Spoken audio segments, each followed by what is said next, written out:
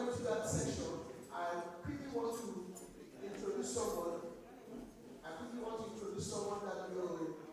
That will speak to us for just briefly 5 minutes, not more than 5 minutes, speak to us and tell us 1 or 2 things that will be important to us as we continue to prepare for the campaign and the coming election. Please, ladies and gentlemen, join me as we receive here on stage Mr. Kachikwu War.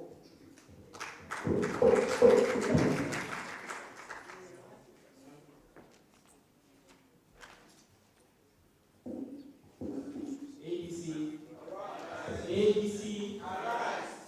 Thank you very much for the opportunity to address this wonderful gathering today.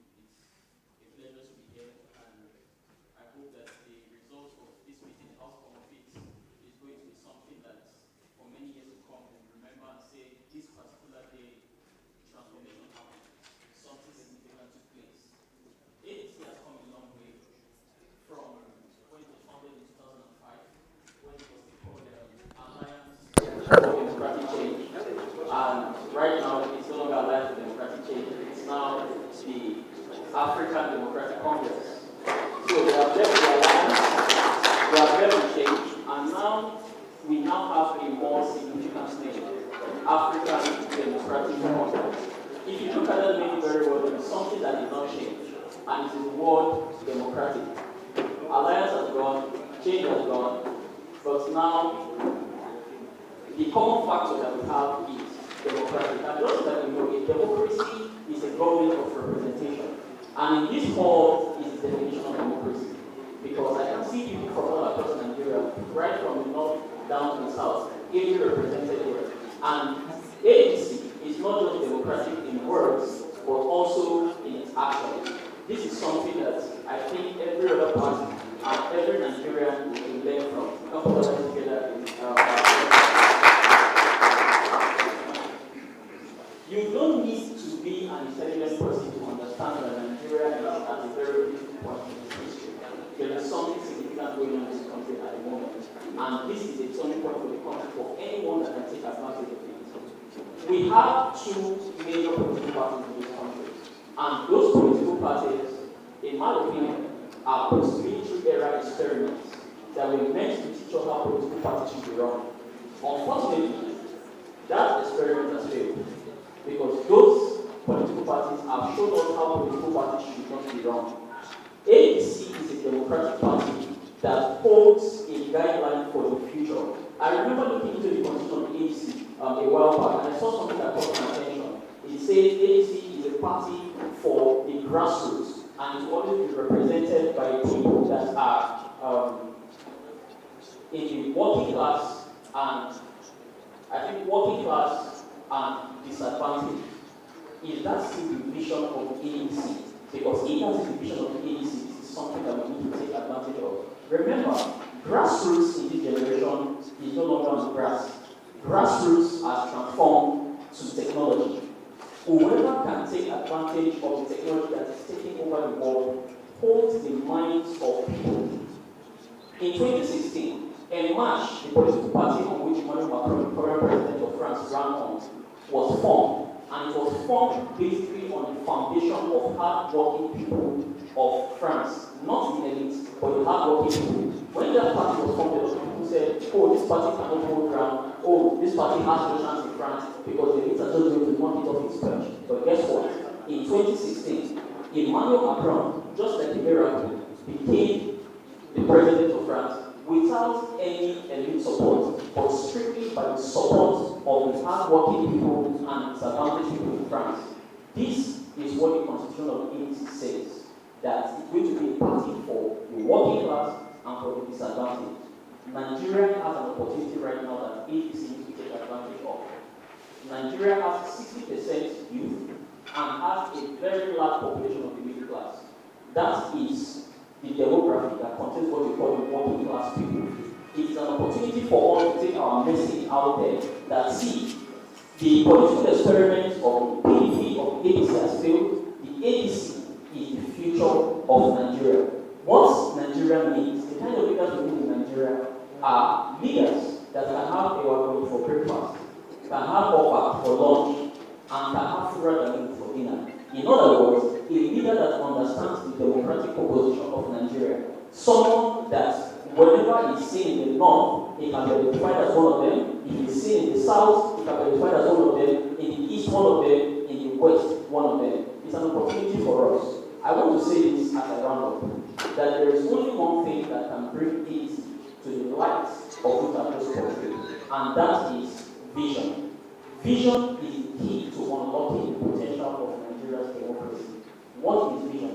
Vision is the ability to see the end from the beginning. Can ADC see the end of Nigeria from the beginning? Can you paint a picture that every Nigerian can identify with? Can you be focused and disciplined by a vision that people can see and say, yes, this is what I see for the future of Nigeria?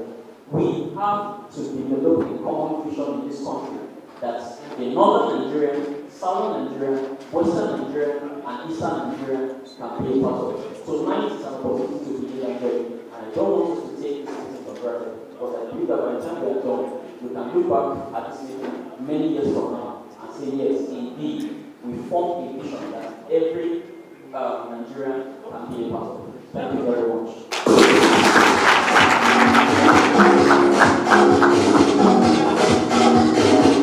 Yes, so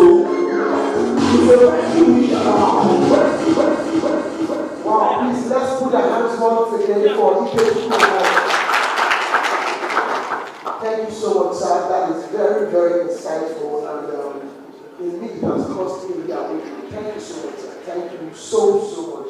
And I believe we all took something from that beautiful speech and analysis, and we should take it to our different locality and begin to view for the future. You know, it is more than just winning an election. It is not just winning an election. It is also serving the people that we are going to represent. Thank you once again, sir. Okay, quickly, I would like us to start the introductions. I would like the time to go this way, on this road to go down, then from there to come to the new road, then it comes this way, you know. Please, sir, can we pass the mic so that we can start the introduction? But once again, if you have not filled the registration form outside, please kindly go and do so. My name is Elijah, Chairman of ADC. Sorry, sir, please, are you just the chairman? What position are you? Chairman. Are you a candidate? Yes. No, Chairman. You are just the chairman. Yes. Hello, my name is Elijah Musa Hassan, State Chairman of African Democratic Congress, Nigeria State. Good afternoon, my people. My name is Engineer Alaska, Chairman of the My name is Dr. Muhammad Fala, Borno State Chairman. Party, Jam Angut, Kaduna State Chairman, ADC. My name is Awal Ababade, Gombe State, ADC. I'm Pastor Leader of the South River State ADC Chairman. Good news. Young Baba, National Bank of the State, represented by a State for this election. And it is Napaka to Alpha, candidates representing Alpha Federal Constituency in Kogi State. Sorry, please, are you a senatorial or House of Reps candidate? House of Reps. My name is Honorable Umar Farouk Bakari, candidate House of Reps, representing Lokoja Federal Constituency. ADC. My name is Hilary Amodu. I'm the senatorial candidate of Kogi, representing the people of Gala. ADC. My name is Kachikwu.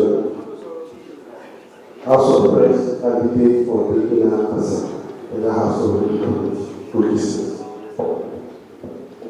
ADC. My name is Nathan Dumebi, candidate representing Ida Federal Constituency for the state. And then I'm the candidate representing Abuja Federal Constituency. I'm representing Niger State. Not senatorial duty, that is from Niger State Senatorial. My name is representing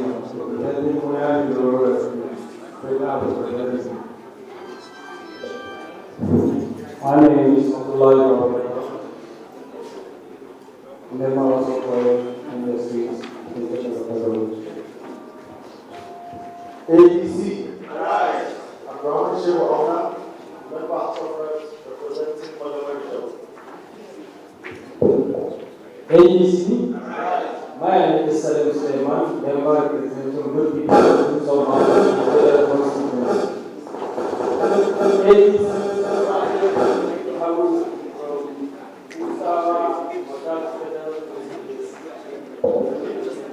My name is Suleiman Bakire, representing Babu India constituency.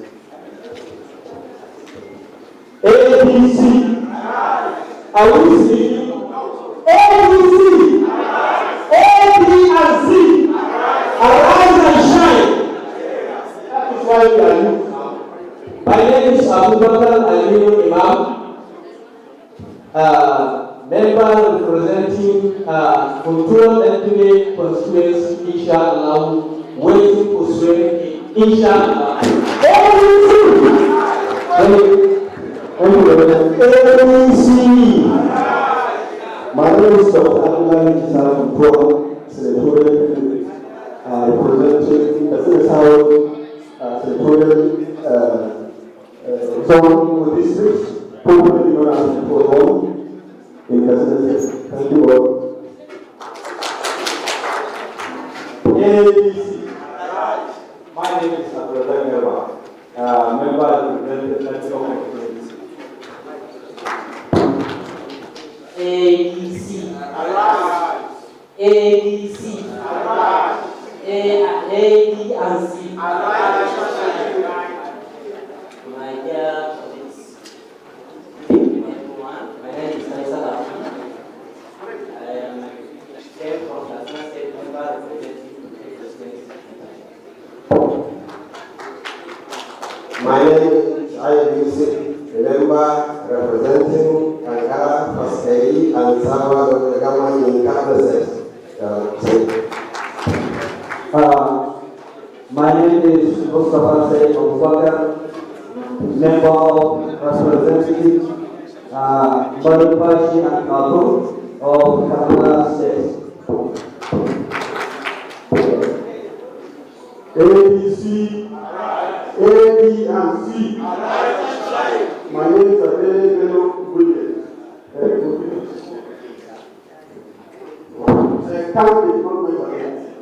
Candidate for U.S. Senatorial District.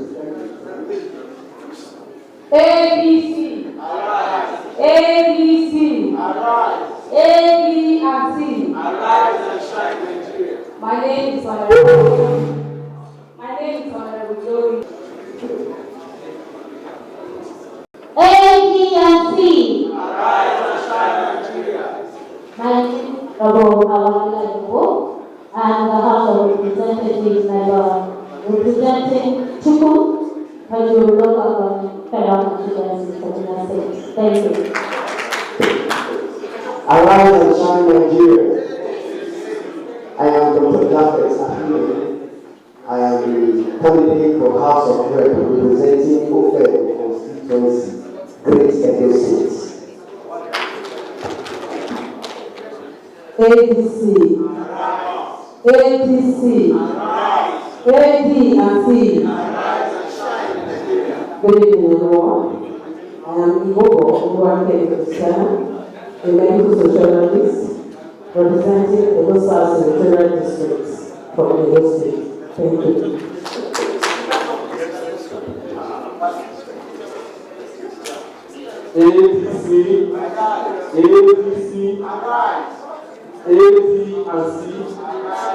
I'm Dr. Ambassador Dumebi, representing Oregon Federal Constituency and Philippines. Please, sorry. I was not paying close attention. Please let us rise and receive our appeal chairman, please. Let us rise.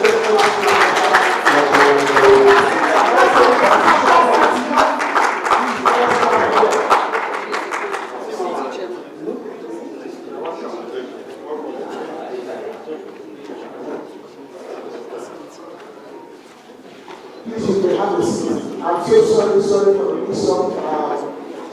We have with us this evening transition committee members and also national chairman here. We thank you for joining us this evening. Sorry for the mission. Will you please continue? All right. Thank you very much for that. ADC. I disagree. ADC. Good. I am Obeta by name, a House of Representatives hopeful and a candidate for 2020 general elections for the good people of what is not Sudan Federal Constituency in Enugu State. Thank you very much. ADC. ADC. You are not responding until you are happy to hear. ADC. My name is Kachikwu, candidate House of Representatives. Our vice presidential candidate is here. We'll need music. I will need everybody to rise up and receive him. Please, we need the DJ please to play us music because our vice presidential candidate will be walking in anytime soon. Please, as you see him walking in, just rise to your feet while we receive our vice presidential candidate.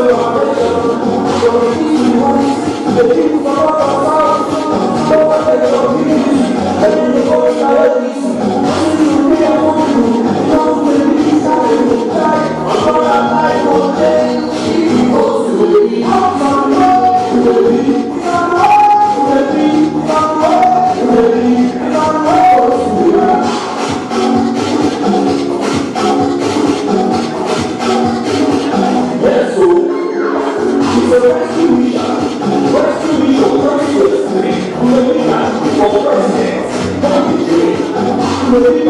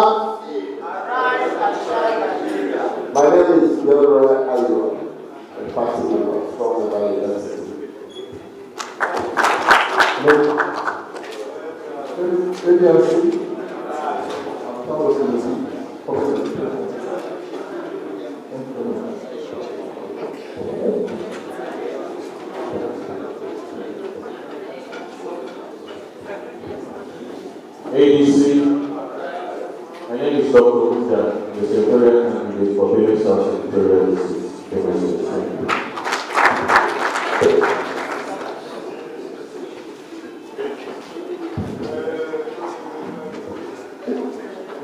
ADC, ADC,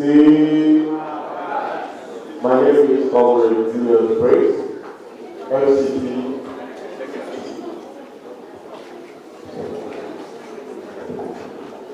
ADC, A, E, and C. My humble self, James T. Time the train the world. I represent my good people of Suleja, Tafa, and Urara local government units. Thank you. ADC. My name is Bola, candidate representing Shinkazi, Zuni Federal Constituency, Zamfara State. ADC, A, B, and C. I'm Comrade National Ambassador, my name, Chairman K.K. Obala. So a candidate of the prayer consortium. ADC, and Jalal Mohammed, in a no.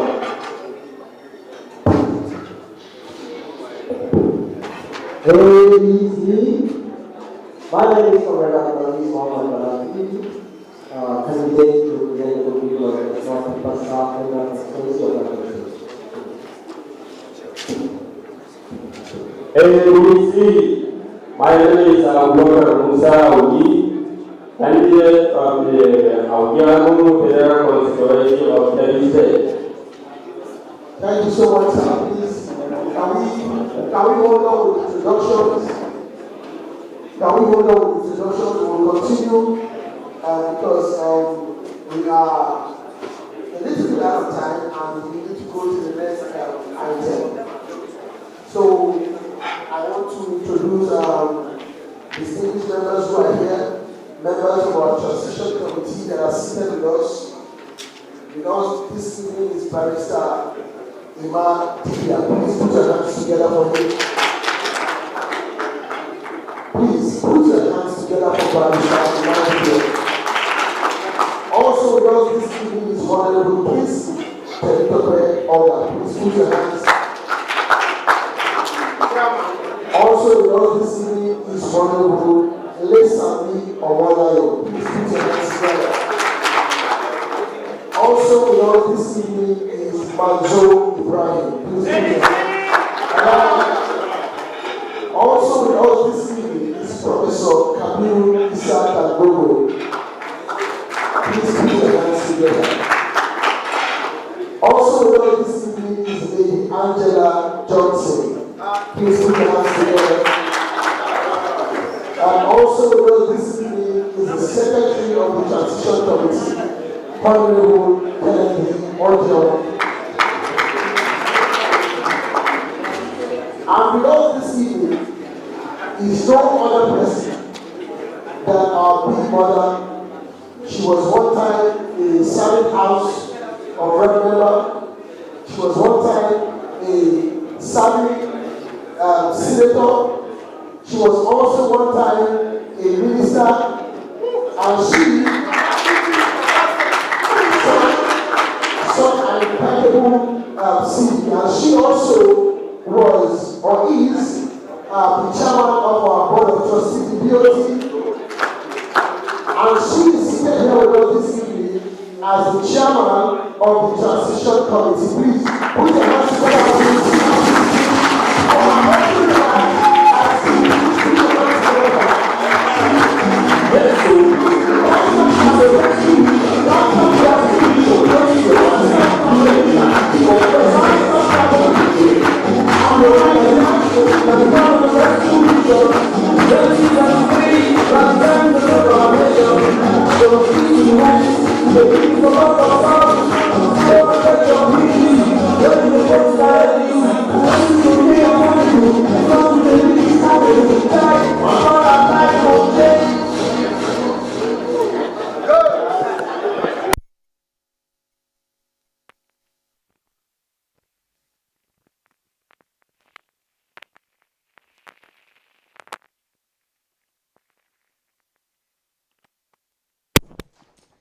It makes me so hungry to go back to the field.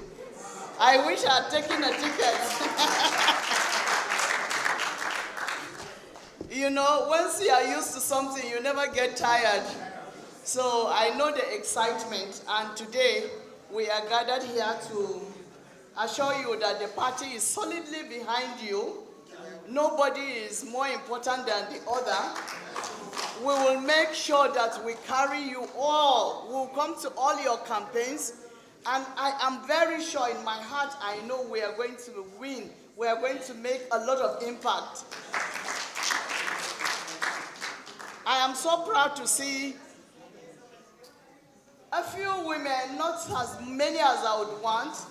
And my prayer is that all of them will make it to the Senate, to the House. Amen. I want to say that we've had a little bit of wobble, nothing much than a wobble, you know. Tuntube, come on, you know, in Hausa they say you just miss your steps. It shouldn't discourage you. This is politics. There is nothing good that comes easy. So take it as a sign that, you know, God is with you. If the party is not good, nobody will fight over the party. So you are the candidate of the party, and I wish you the very best. Anytime we go for occasion and they play music, we dance. That is what party is all about, that you are happy and you dance, and we are together. And I always say that together we will win. We shouldn't allow anybody break our ranks or knock our heads. We should act as one. So one hand alone cannot wash the body. You need the other hand. So we need to hold each other's hand and help each other. And may God be with you in your campaign, in everything. May God raise finances for you. Amen. You should not lack in the area of finances. God Amen. Will open doors and windows and floodgates for you to have finances. Amen. We know the country is a bit tough now, but with God, everything is possible. And first of all, we lift you up to God. God will do it. In fact, sitting here, God has already done it. Yes, thank you, and God bless you.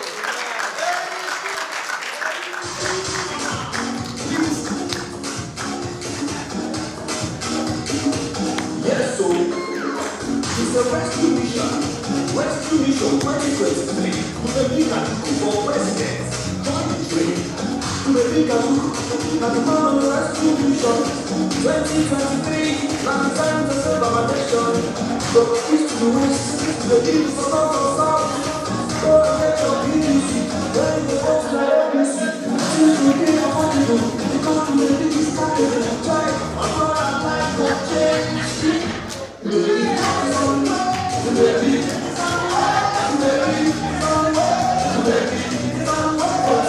Dumebi is on the way. Dumebi is on the way. Dumebi is on the way. Dumebi is on the way.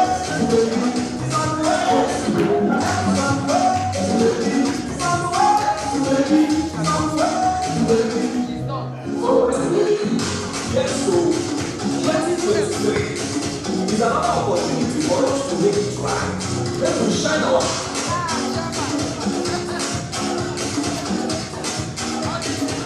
yes, so it's a rescue mission. Rescue mission 2023.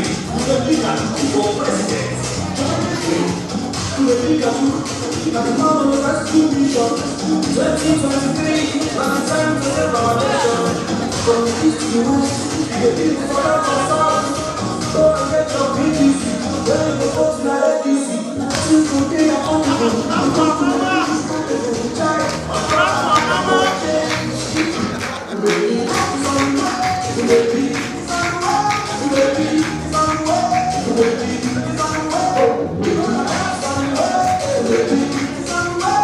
Dumebi is on the way. Let us welcome our incoming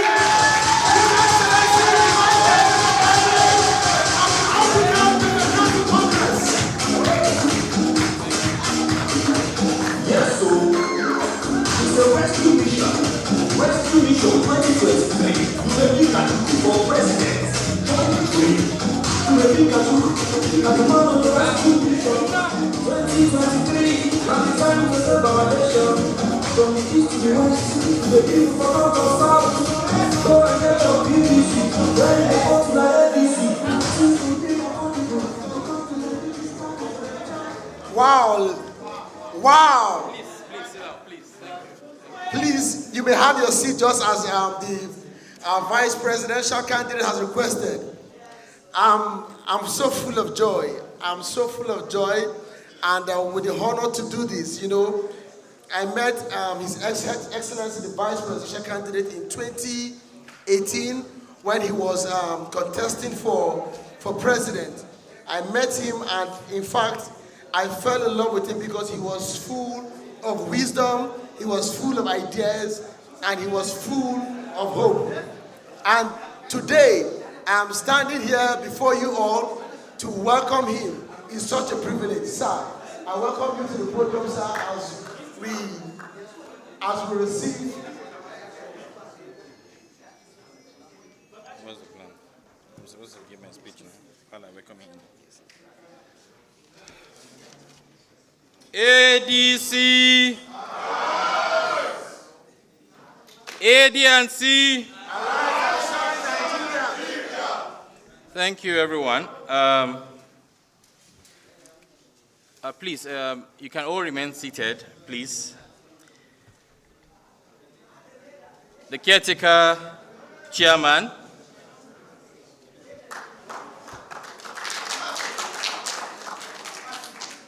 I said the caretaker chairman. I said the caretaker chairman.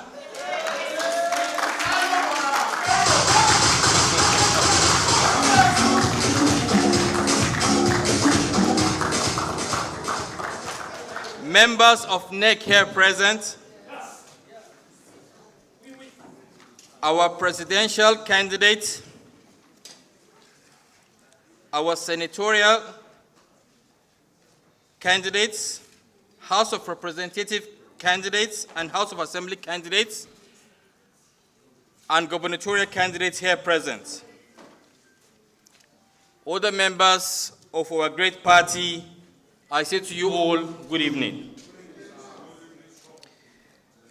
A few weeks ago, I was ushered here into this great party. On this same podium, I addressed a very sweet family. A sweet family I have come to know as the rescue mission team. We have all come a long way with its determination to rescue our nation. My faith in this party is more strengthened by the occurrences since the beginning of this campaign. People are worried that we have internal crisis. But when I look deeper, I see internal fortification. Today, it seems we are scattered, but indeed, we are realigning to become stronger. When all seems dark and gloomy, remember the stars shine brightest in the darkest of the night. ADC is a part of Nigeria. I believe we are presently going through the test, a test needed to take over the leadership of this nation from the world level to the national level. If we are drowned by this tsunami, we have no business running for our various offices. This is the reason why I challenge all of us to take up the mantle of brotherliness and use this raging fire to form our weapons and tools required to win the forthcoming election. We can do it. We are ADC. We are born to lead. I know a lot of us believe that what has happened in the last few weeks should make us distracted and feel like we cannot do what we have planned to do. But I assure you that all I have seen happen in the last few weeks has been designed for us to have clarity as to how we can win our election. There is no way we are going to do this if the roadblocks that we have seen are not cleared out. We are going to clear these roadblocks only so that we will get to our destination. At this juncture, I want to invite on stage the man of the moment, our leader, our hero, my boss and partner, the presidential candidate of the African Democratic Congress, His Excellency, Dumebi Kachikwu.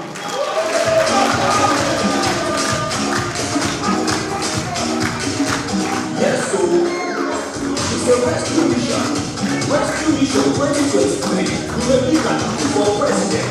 Join the train. Dumebi Kachikwu, now the man on the rescue mission 2023. Now the time to save our nation.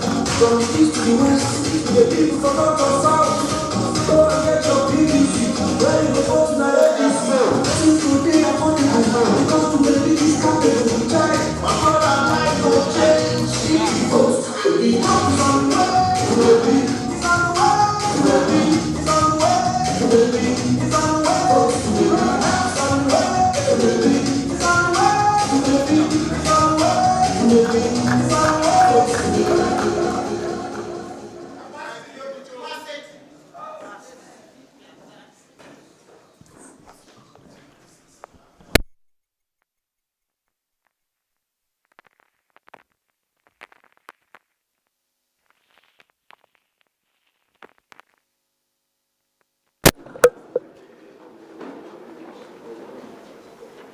This for our food. I think it was good eating.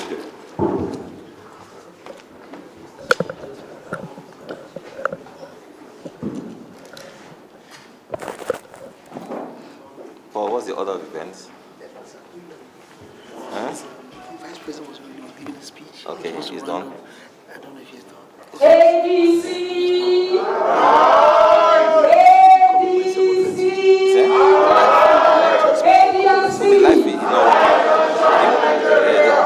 Yes, it didn't work, yeah. Thank you so much. Thank you, Your Excellency. At this point, I would love to introduce our caretaker committee. You're here. I almost said praise the Lord. And I'm sure I'll get an answer. Now, distinguished personality and Your Excellency, sir, and our VP, welcome to this wonderful program. Thank you. We are all here in the presence of the chairman, caretaker committee. You must know that she was a former House of Representatives member. She was also I cannot hear you clap. Also a former minister. Now she is the Honorable Chairman, Caretaker Committee, ADC.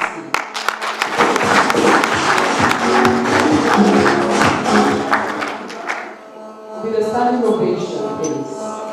I would love that we celebrate Senator Patricia.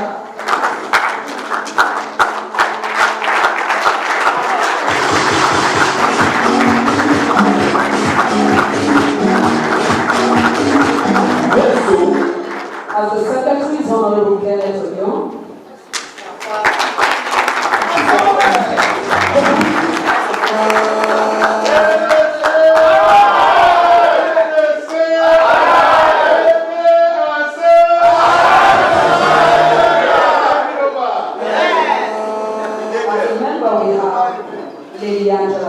person.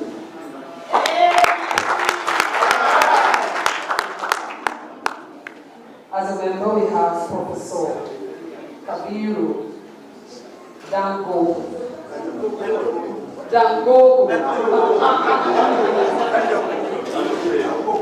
Excuse my. We also have as a member Manso. I think she should pass.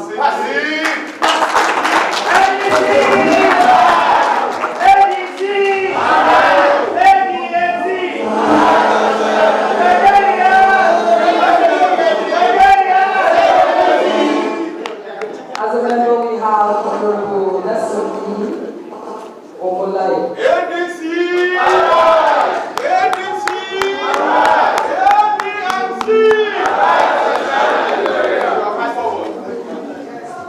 As a member, we also have Honorable Kingsley Terito.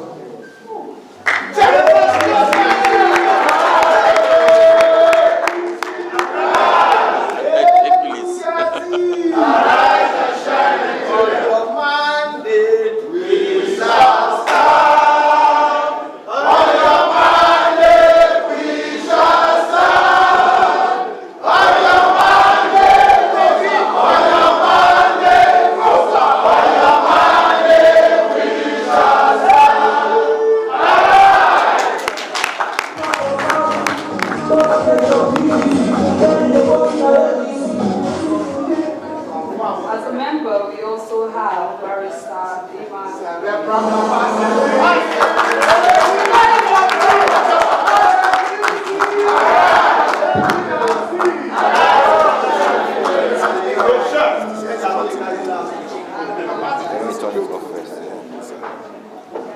ADC.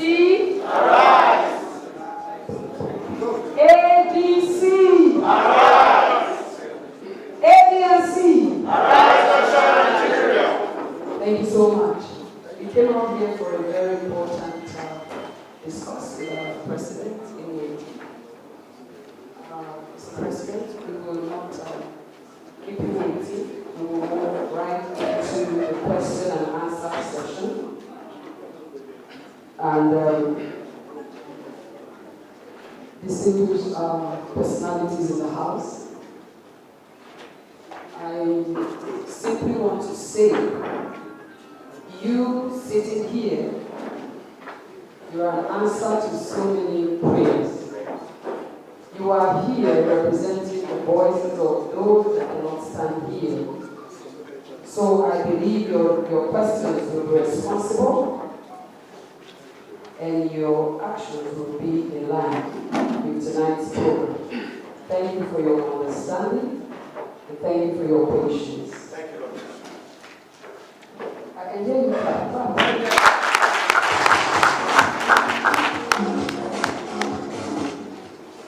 Mr. President, in waiting, we need you to step aside.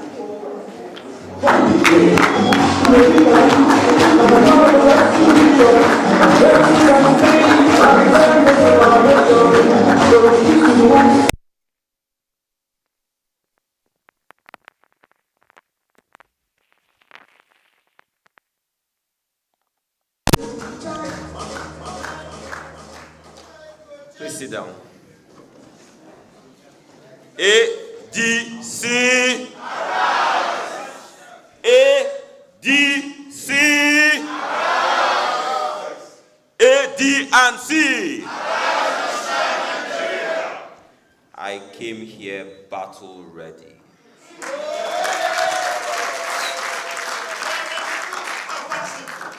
I came here battle tested.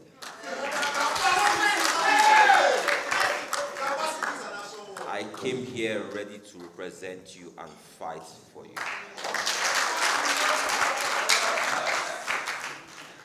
This is a question and answer session. But there's a question that might dominate the whole evening. It is the elephant in the room.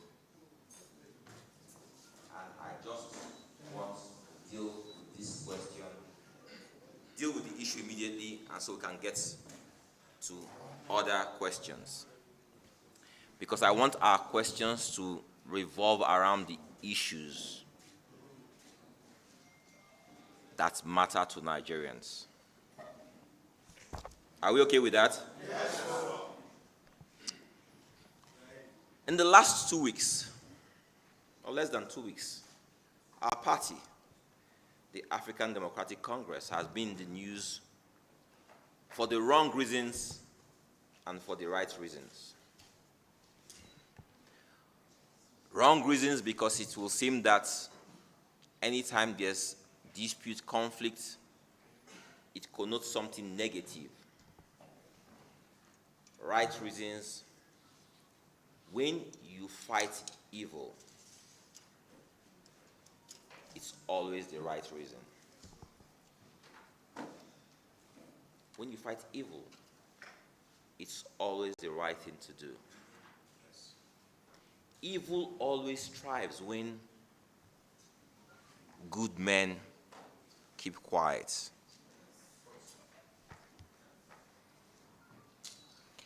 Evil has tried for 17 years because good men kept quiet.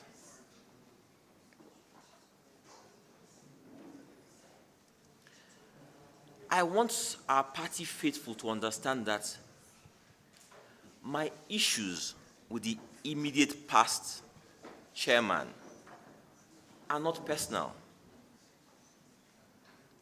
My issues are fundamental to our constitution.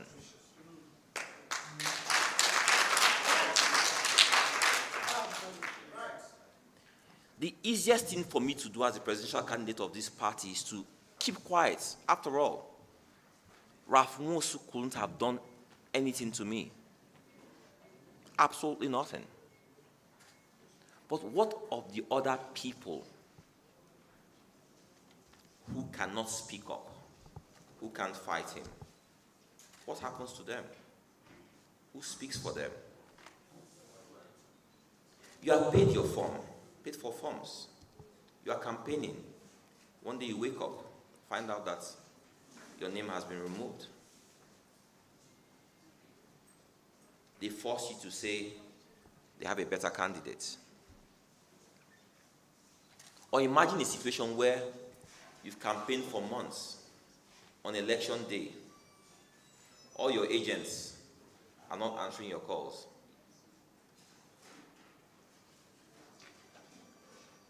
They have instructions to work for someone else. This happened to the last presidential candidate of this party. It happened to him. When I came into this party, I came in here determined to run a race. I came in here because Nigeria is on fire. Our country is burning. I wanted to lead a rescue mission. That's why I came to this party. That's why I came to this party. The easiest thing to do is look the other way. Leave Nigeria like many people are leaving Nigeria, and let our country burn to the ground. But that was not an option for me. I want to run a race.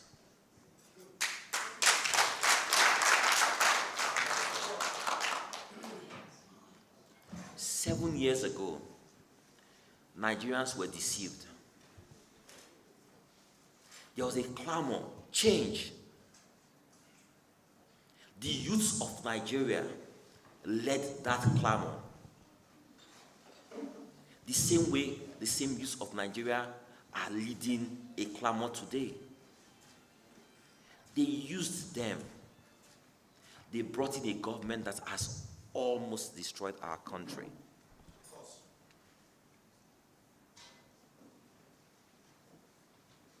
Our country is on fire. The north of Nigeria is not the north I used to live in. Abuja is no longer the same Abuja we knew years ago.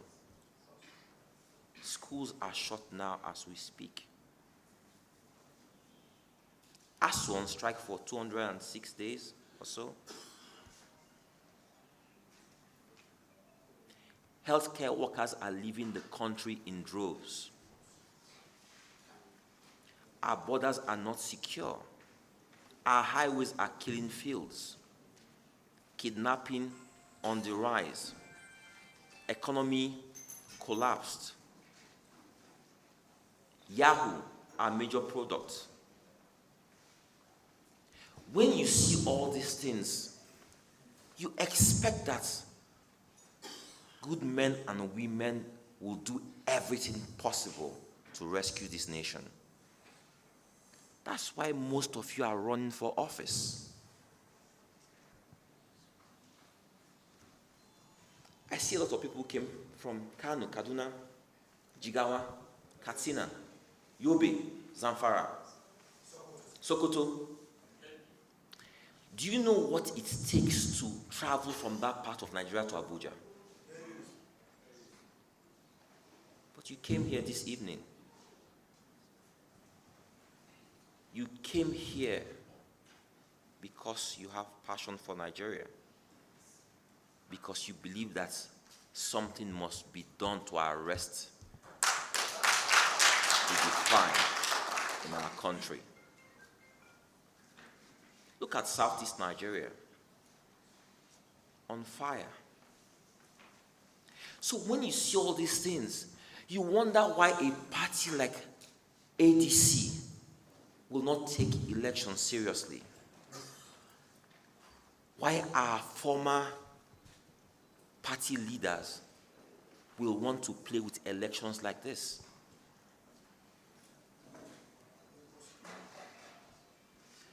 Money is not everything. If you sell the mandate of candidates of this party at a time like this, that's blood money.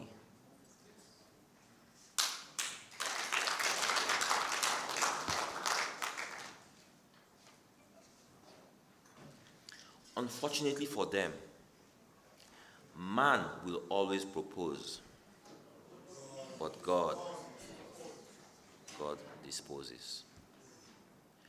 When they were trying to sell us and our mandates, they never looked at the Constitution. They never knew their time was up.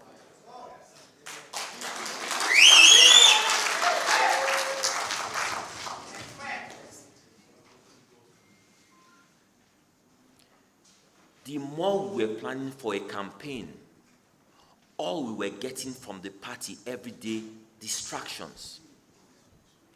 Some of you are meeting me for the first time. You heard me, you watched me speak. I will tell you, since I chose our next vice president here as my running mate, the first thing we did was to go to the party. We asked the party, give us a list of all the candidates so that we can start working and planning with these people. We need to start setting up groups and start planning with these people. Do you know what their response was? 90% of these people are not serious. They are not running. Forget that list.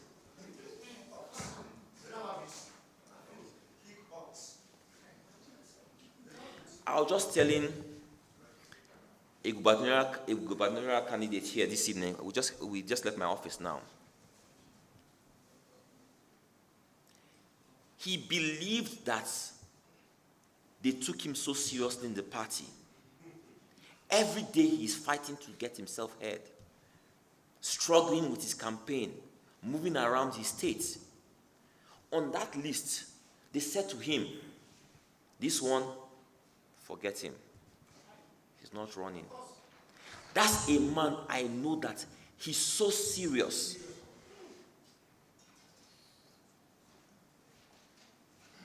They He said, forget them. Now, when they say forget him, forget them, it means that they want to trade that place. As they were telling me, they were telling him, forget them. That's the same way they were telling people, forget me.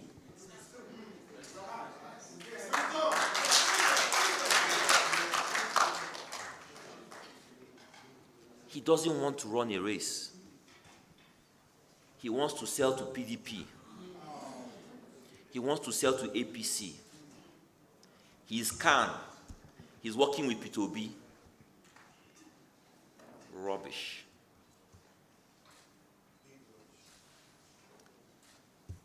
In this party, since I joined, I made clear to all of you that we will be a party that no longer sees tribe, tongue, and religion. So if you call me Khan, you are wasting your time. If you call me Igbo, you are wasting your time. I am a Nigerian.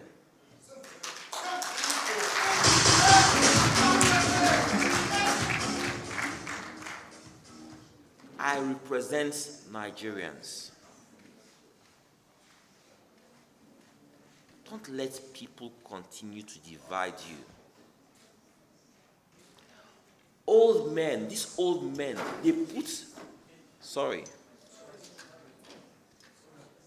these old men, they put their feet on our necks. They don't want us to rise up.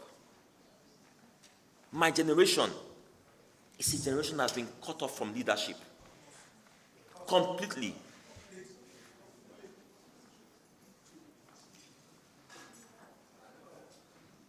That's what this party still wants to do. 17 years of abysmal failure. And they want to continue in that failure.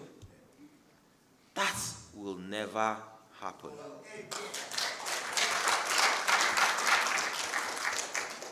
It will never happen. As long as I am the presidential candidate of this party, I want to make something clear to every one of you. Those who are watching, who are not here, no candidate of this party will sell their mandates.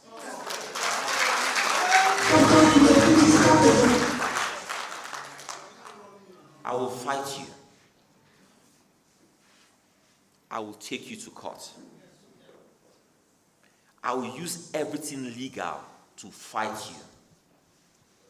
You cannot desecrate the image, the integrity of our party.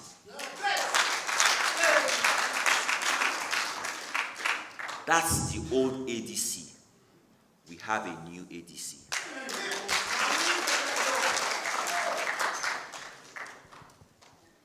Run your race. Even if you don't get one vote, run your race.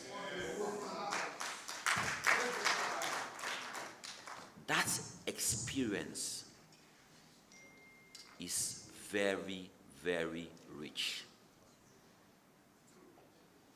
It's very rich. You might get 0 votes in this election. The next election, you might even get 10 votes. But as long as you persist with your message of change, of hope, of liberation, Nigerians will hear you one day loud and clear.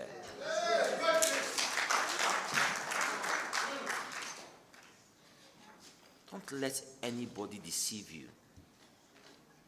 This party is not for sale. I have a loud message for APC today. Negotiations were done with APC. You are wasting your time. If you gave anybody money, collect your money. PDP, if you give anybody money, collect your money. Labour, you don't give shishi, we don't sell shishi.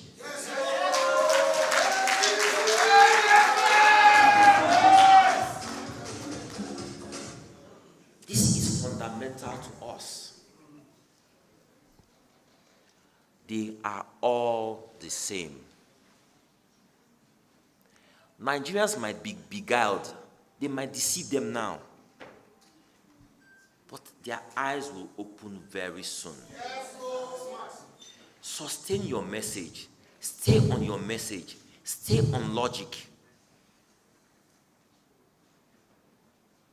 Let hope stay alive in your voices. That's who you are, messengers of hope. Messengers of change. We must stay on track. That's the problem I had with the immediate past chairman. I refuse to be sold. That's the only problem. He kept on distracting me because he wanted to sell. Most of you don't know this. A day before the expiration date to submit the candidate for vice president, I sent him the resume of my brother here. This is the man I have chosen. He didn't respond. 2 hours after I called him, I said, "Did you see what I sent you?" He said, "Yes." I said, "What do you think?" He said, "Tell his emir to recommend him." And I asked him a question.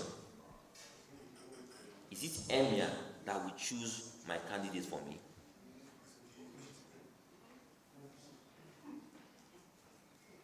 Is it emir that is giving me money to run my race? Don't get me wrong. I respect traditional institutions. But we're talking about elections here. I chose my VP. And you said that I should tell an emir to choose my VP. And I told him no. That won't happen. He said, "Okay, no problem. We'll submit the name." This was on Thursday. Friday, 2 p.m. I called one of the party officers. His name is Anayo. "Have you submitted the name at INEC?" 2 p.m. on Friday, a few hours to deadline. He told me no. The party has taken another decision and we have brought someone else. Have you ever heard anything like this before? I chose my VP, gave you the name. The party changed the name without telling me, and they were at INEC trying to submit that name. I called our mommy here on the phone. I said, "Mommy, have you heard what's going on?" She said, "I have been fighting Nwosu since yesterday on this matter." I put Nwosu on the phone. "What's going on? I have changed my VP." He hung up the phone on me. Change that name and you see what will happen.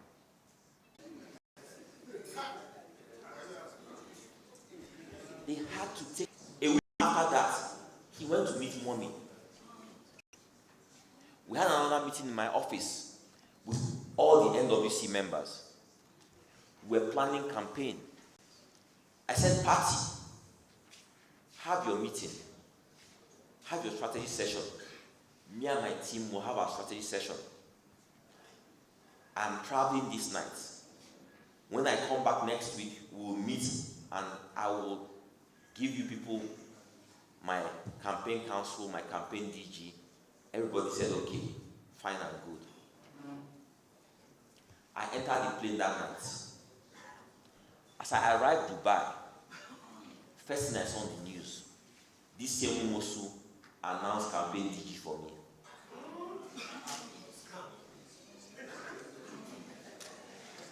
Please, you are all candidates here. It is most of you. Did anybody pick campaign DG for you? Please, I want to hear you loud and clear.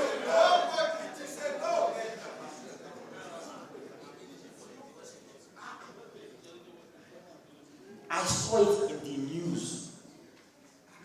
He picked a campaign DG for me. I read it in the news.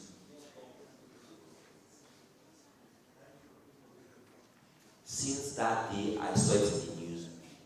Yesterday was the first time I used my eyes to see news. Now ask yourself, why is this man desperate to choose VP for me, choose a DG for me, if he does not have sinister motives? The same person he chose as campaign DG is the same person he brought as VP. Now, the person he chose, the first Google check you will see is someone who at some point, sometime, gave quick notice to Southeast people in the North that they should leave the North. Is that the person I want to tell Nigerians is my VP? Is that the person I want to tell Nigerians is my campaign DG? We are a party that's preaching one Nigeria. We are preaching one Nigeria. We are trying to heal the wounds of the past, the mistrust we have as a people. And you bring me somebody whose antecedents show that he does not believe in one Nigeria.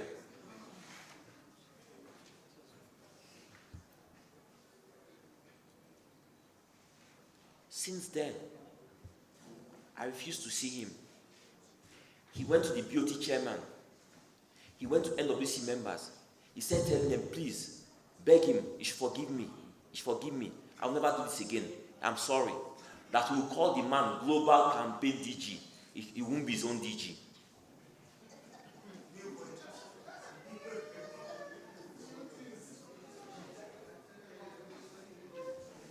This is what happened to me. If this happened to me as your presidential candidate, what will happen to you?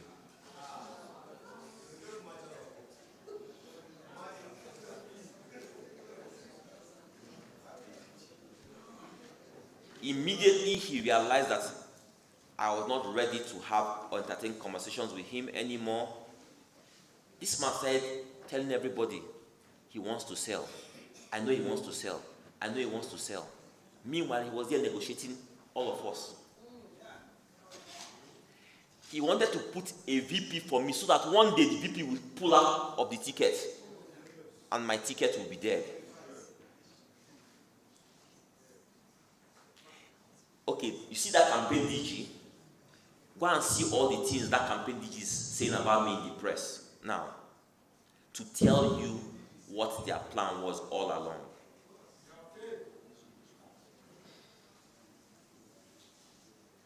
God forbid. God forbid. I am battle ready.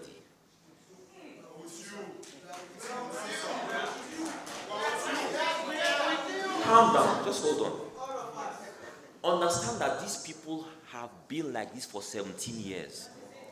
They have fought many battles. People have come and gone, and each time they are there. So they believe that this one, he will come and do small shakara, he will make small noise, we will overwhelm him, he will run and go, we will continue our business. You are jokers.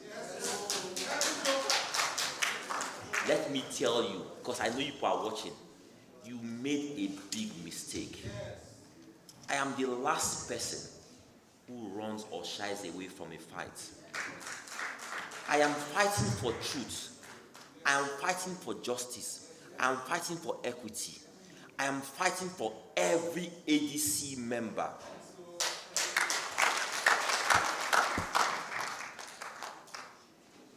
They are history. Tell every party member who is not here that they are history. Some people were reaching out to me and they're telling me, but this man, 17 years, he labored for this party. A party is an association of the willing. Everybody who pays dues owns a share in the party. No individual owns a party. Mosu does not own ADC. 17 years people have been buying form. INEC has been giving money to the party. International NGOs have been sending money for women. You see the women who are here as candidates, they collect money on your head from NGOs.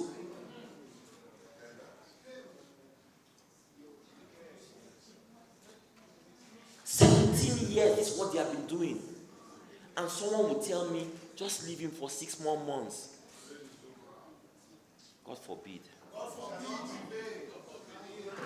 It will never happen.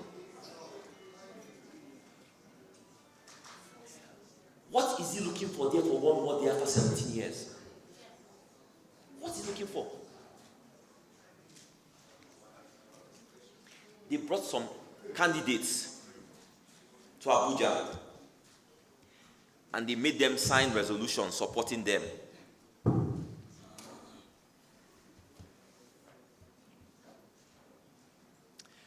The candidates, most of them were afraid. They didn't want to lose their tickets, and they started signing resolutions supporting tenure elongation.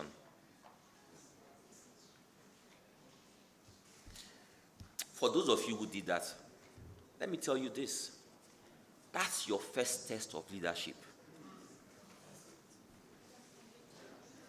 Leadership is not about self. You chose your selfish interest above the interest of the collective.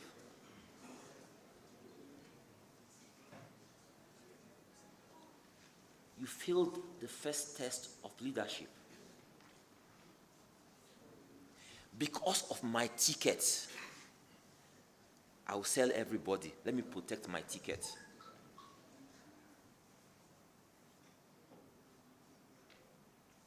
There are 2 young men who came and signed that resolution. Guba candidates. They signed the resolution for them. When they finished signing the resolution, they found out that they have removed their names from INEC.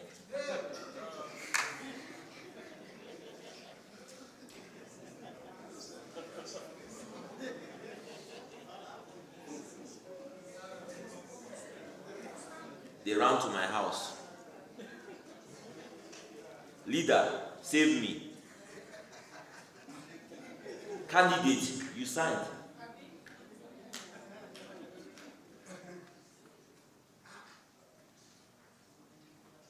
This is the rubbish that was going on in ADC.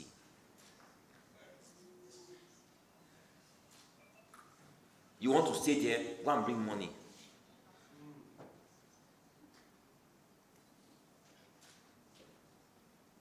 This is not the party we joined. I went through difficult primaries, and I was happy I did. Because for me, it meant that the people chose me. I represent the people. To those former NWC members, if you want to represent the people, the way I went through convention, go through convention.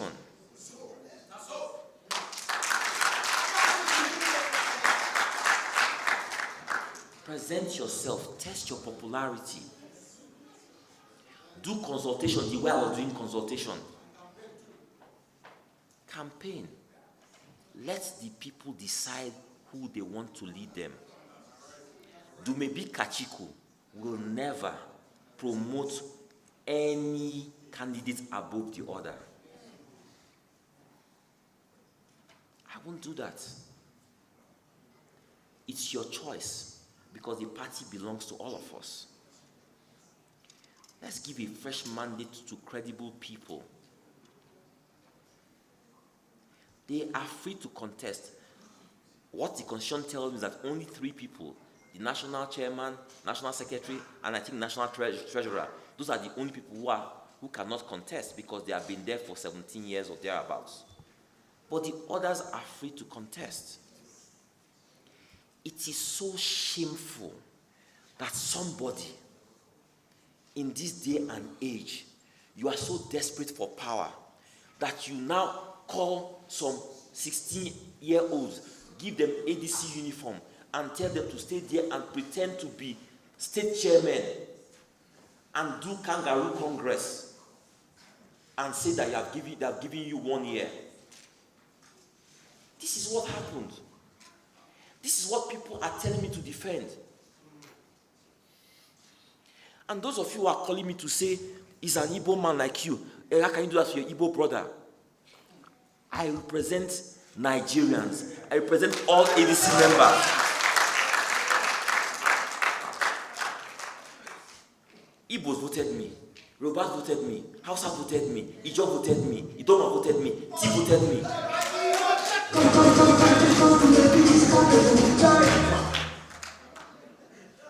I represent all Nigerians in the party. Don't tell me that rubbish anymore. I don't see that tribe thing. I don't want to hear it. Now your former chairman is dancing like a masquerade on the street.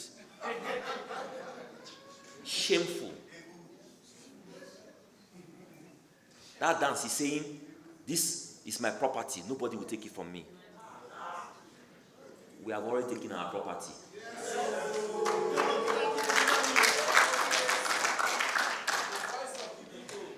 If they want to go to court, if it's up to Supreme Court, we'll go there.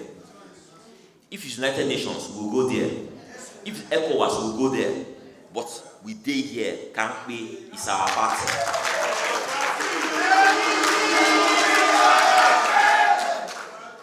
I am battle ready. I am battle tested. Don't test my resolve.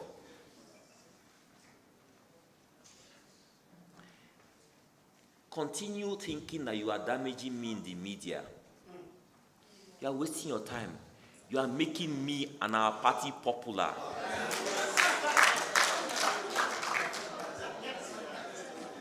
Are you guys aware that all these lesser known small parties, they are all having the same problem? Are you hearing about them? They are talking about me because I am important. You are important. That is why we are in the news. They are giving us free airtime. Enjoy it. Enjoy it.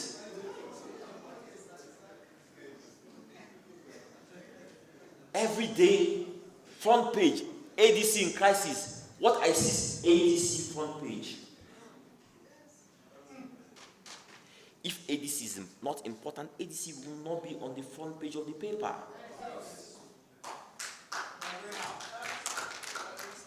So I want them to continue because they are giving us free publicity. I am enjoying it. As I was coming here this evening, traffic lights, some young boys, these new super people, ADC, ADC, ADC. I say, yo,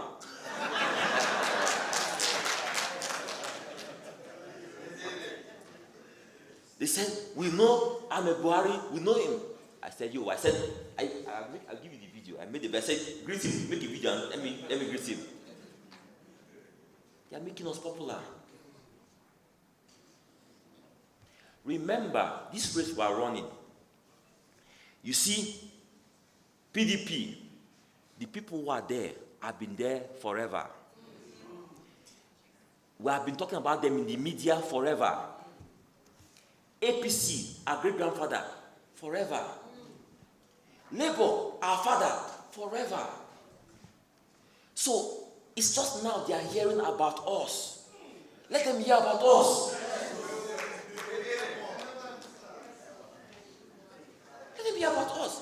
Because by the time they mention their name normally, people will not hear your name. But now, they are hearing our names. No, every newspaper or TV station If they put 4 parties, NMPP, Kwakwaso, Labour, these and that, the 4 people, because they are the people who have been there forever. Not so? But now, as they're talking about us, soon and very soon, you see our picture side by side because they have made us very popular.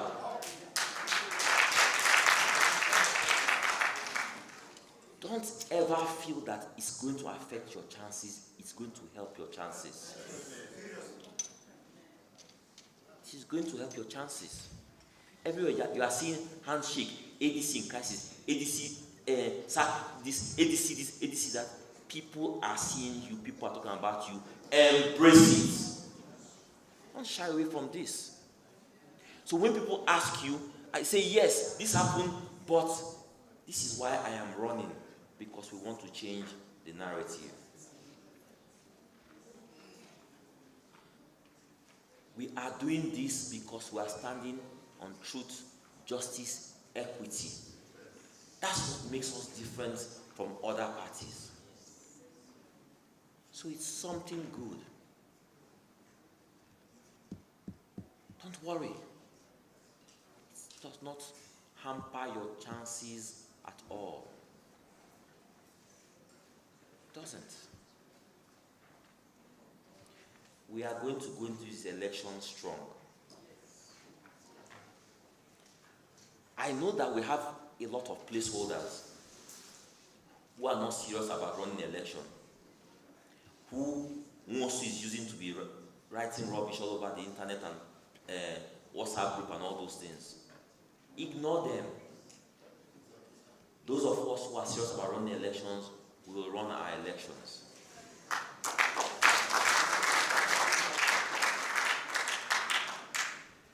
Let me tell you something.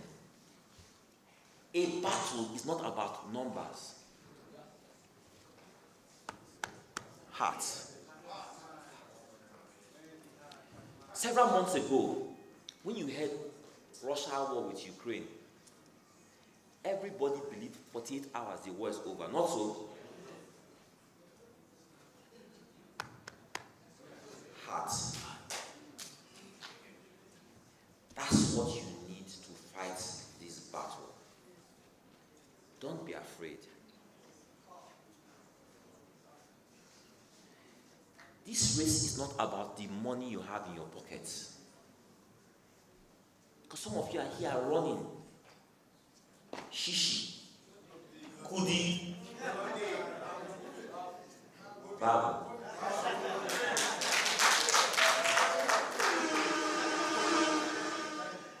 You don't have to have money. You must have head, heart, mouth.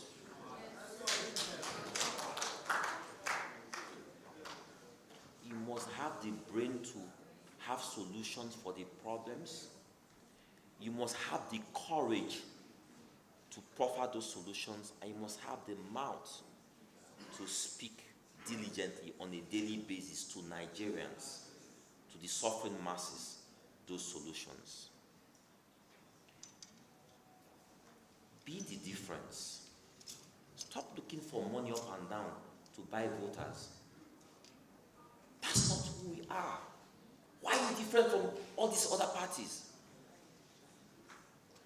Why are you different from them? If you are buying voters, it means you are going there to steal.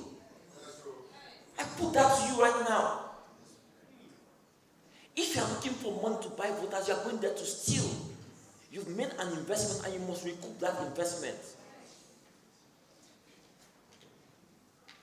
Stop looking for money to buy voters. Your message, your logic should be sound. See, bring all the presidential candidates here.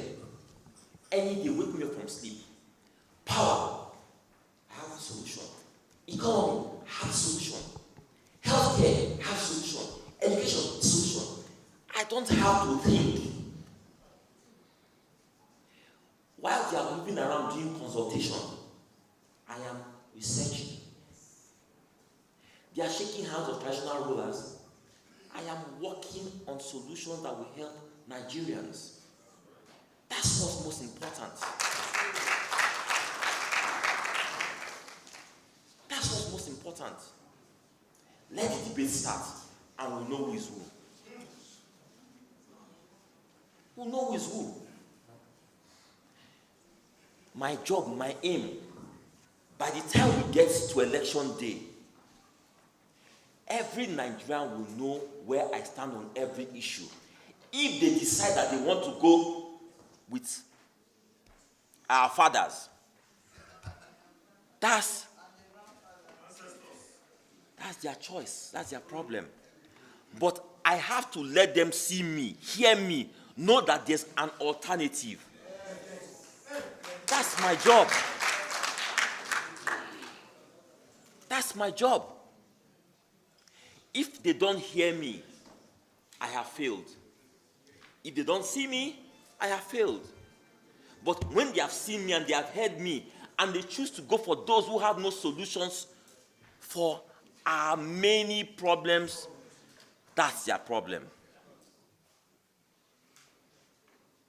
That's the attitude you guys must have. Don't be desperate about power. Don't be desperate. I am not desperate to be president of Nigeria, but I am desperate to change Nigeria.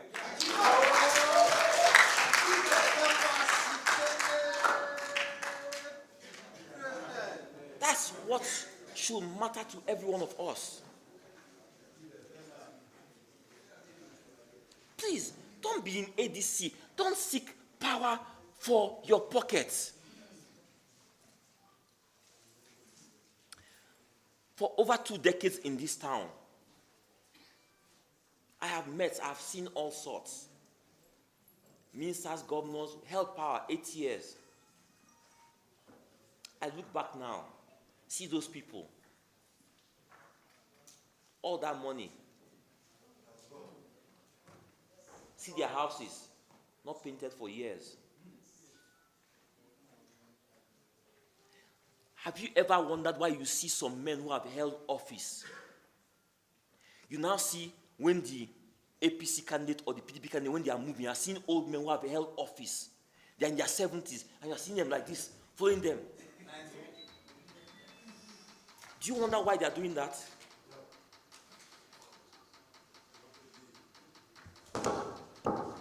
All that money is gone. All that money is gone.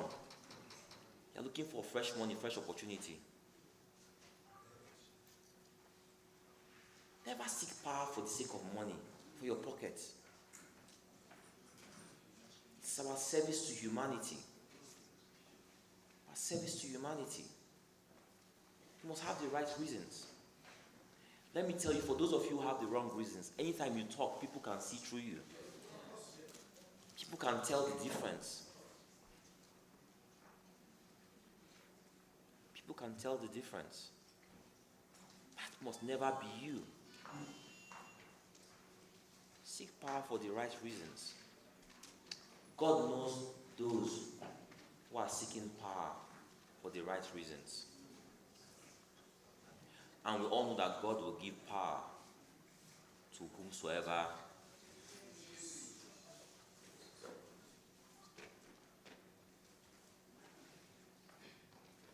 We can be the difference. We are the difference.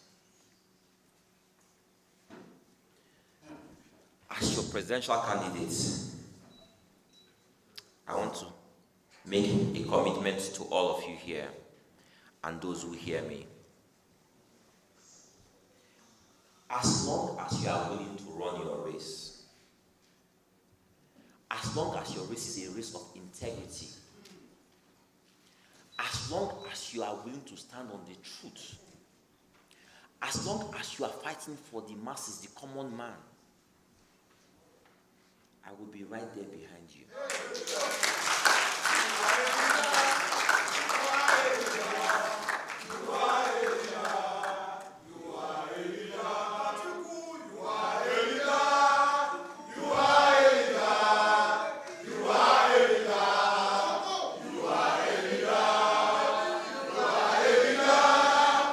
You are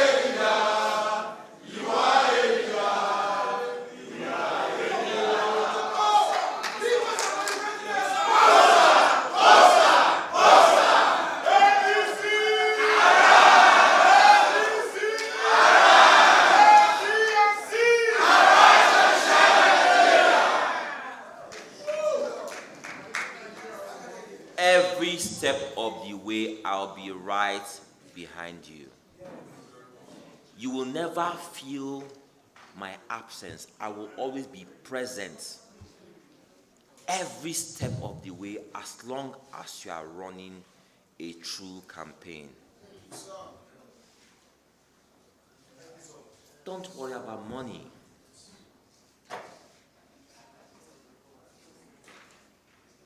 Prepare to run your races. Dumebi Kachikwu is coming to a location near you very soon.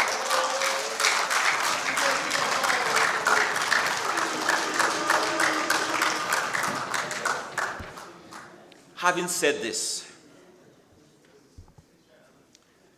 my dear state chairman, when I started this journey,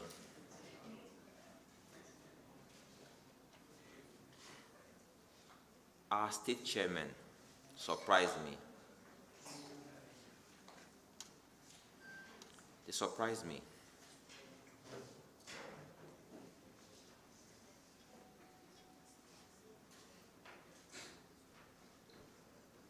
From the first day, each one of them met me.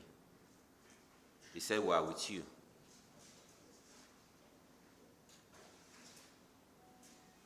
They took me to Abuja. They delivered me.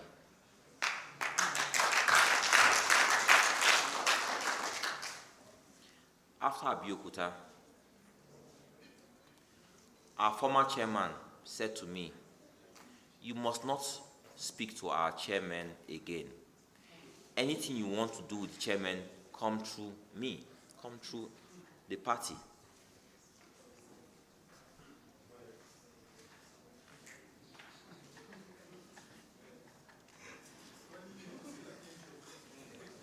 We also survived that.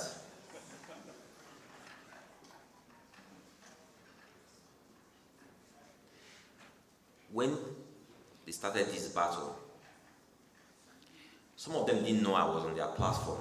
Like many of you don't know I'm on your platforms.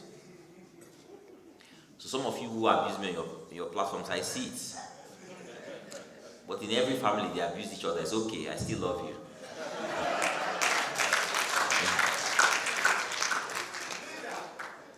So I saw the state chairman.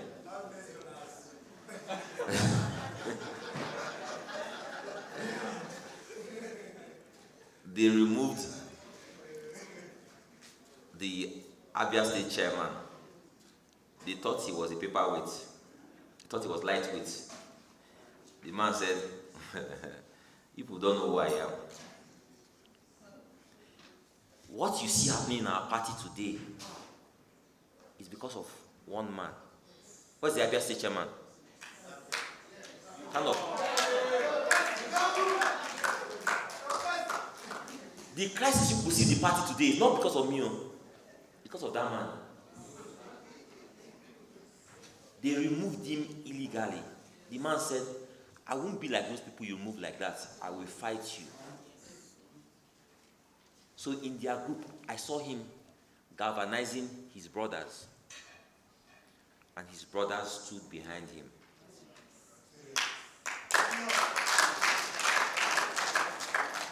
They said, "We'll fight this battle." Me, I was watching. I kept quiet. They said, someone should reach our presidential candidate, that they need to have a meeting in Abuja. They need money for logistics. I read it, did not know I was reading. They called me, I did not answer them. They called me, I refused to answer. They kept on calling, I refused to answer. Kogi State Chairman, now to Edo, call him. Edo called, I did not answer. He sent me a text message. I said, "You are very unserious." I said, "I don't want to get inside this problem between them and Mosu. They have been with Mosu for so long. If they want to fight this fight, let them face themselves and fight the fight." I refused to join them. I said, "Let me watch and see what will happen." Eventually, Mosu started contacting some of them. "Have you heard from your presidential candidates?" You see, he has abandoned you, he does not care about you. Some of them said, no, we hear from him, don't worry, we hear from him. Eventually, Kogi called me one Sunday night and please, support us. We just want to have a meeting. I said, okay, I will take one item. How much is your hall? I'll pay for your hall. I said 300,000 for their hall.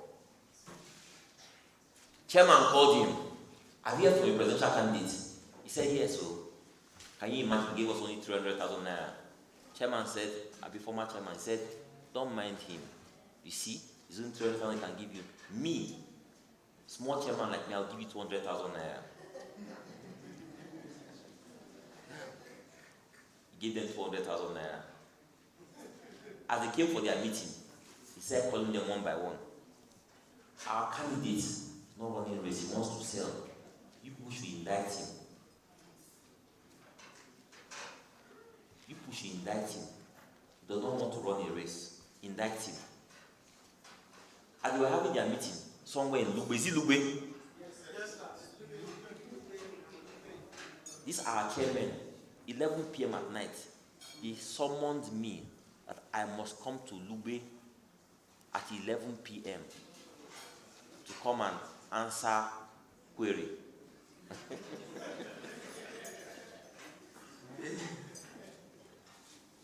Bab. I said, I am not going. He said, put in fire, indict him. He's not serious, he wants to sell. So the chairman, listen to this story because those of you who have not heard what happened, they are deceiving you people. So the chairman, in their meeting, they reached a resolution and they indicted me. They said that, in fact, the summary is that I'm not serious. I must come and tell them if I'm serious about this race. But as they were doing that, as Moses was pushing them to indict me, Abia was still in the room. His problem was still there. And he was pointing as constitution. Mosu, your tenure has come to an end. So the state chairman said, these are presidential candidates. They say you want to sell. Come and prove to us you don't want to sell. But Mosu, your tenure has come to an end. Carry your jigida.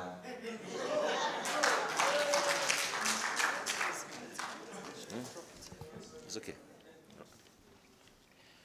So the next morning I was in the office, I got a call. Thank you. I got a call the next morning. You know this kind of voice when somebody does not mean you well. Sir, we have a message for you. Where can we see you? I said I'm in the office. I said, okay, we're coming. All of them came to my office. I said, sit down. Sir, we have this for you. I went through his resolution, telling me I should come and prove to them that I want to run an election. They are trying to, not direct, but trying to say, you are not serious. Tell us I are. So I then sat them down and said, let me tell you my story. Some things you are not aware of. I told them how I came into the party. When I joined the party, other aspirants then, they were busy moving around, talking to delegates. I was busy building the party. I was spending my resources, saying that if I want to run on this platform, I must show Nigerians that it's a credible platform. I was working with the media, putting out statements, 2 statements every week, on behalf of Rafonsu. Rafonsu said this about this, Rafonsu said that about that. In 17 years, Rafonsu had never made a statement criticizing, condemning government on any issue. How can you be opposition? So I said, drafting statements, putting it out in the media to show that this is a chairman of a serious opposition party. Buying computers for them, buying iPads for them. I gave them iPad, entered the office, no sign of modernization, nothing. I gave them how many iPads, 20 or 40 iPads or whatever. You know what they did with the iPad? Raffles will go and pay Kachikwu on somebody. A big man, a billionaire. I brought this iPad for you, sir. A man who can set up a factory to make iPad, you are bringing iPad for him.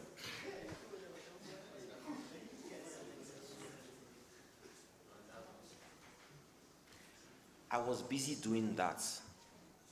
Other candidates were running around in the field. I was trying to build the party, support the party.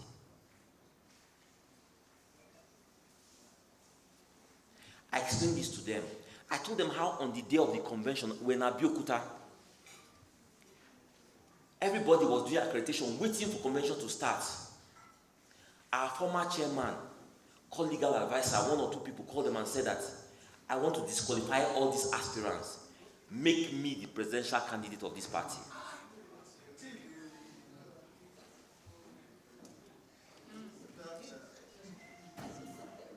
Listen to this, because you people are in the dark of what was going on in this party.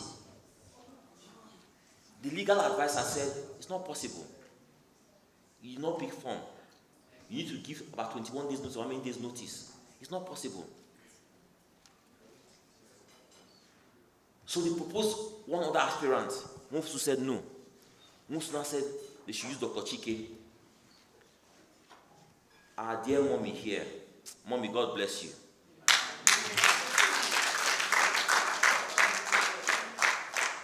Mommy said, stop this rubbish. You see those delegates out there, if you try anything, they will dagger you here. We must go for convention. The next thing, I got a call. Mosu, please see me. I went there. In the room, it was him and mommy. Mommy, sorry to say this, because I want our party people to know.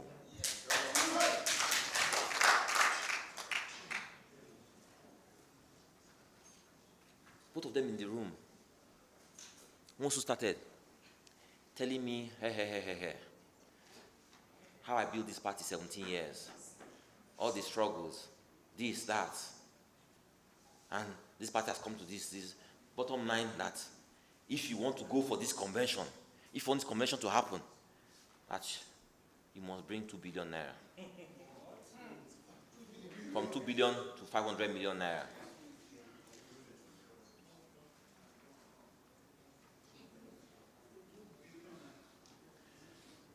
Mommy, see the way mommy looked at her phone like this. Shame. Shame was on mommy's face. Mommy could not look at me. Mommy was just looking at her phone like that. Shame. She could not believe what she was hearing. I looked at Mosu in the face. I said, shishi. I know they need you.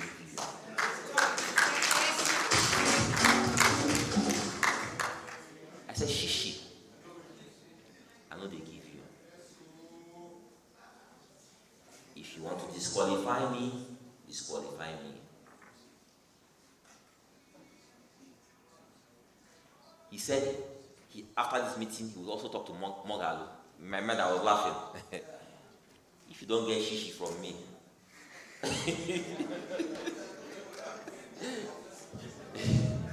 If you call Mogalo, he'll say, Chairman, are you crazy?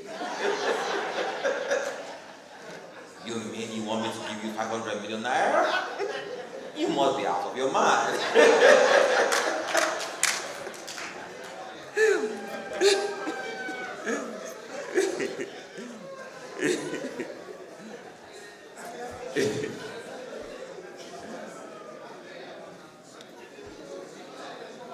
So I boldly walked out of that room. Whatever is going to happen, let it happen. But shishi, I know they give. I left there and went back to my hotel. I was the last person to come come into that convention. As I was in my hotel, they were saying that I have withdrawn from the race. That's history. I explained all these things to the state chairman and said, the journey, everything I've gone through with Mosu, my BP, everything. By the time I finished narrating to them, at least 6 of them stood up. We're sorry. We're sorry. We're sorry. We're sorry. We did not know this. As we were there in my office, they were all getting a lot. 200,000 naira, 200,000 naira, 200,000 naira. The money, a lot to do a job of indicting me. The 200,000 naira is my money that I give them to do party work. He shared it for them at the beginning to indict me. My dear state chairman, I respect you.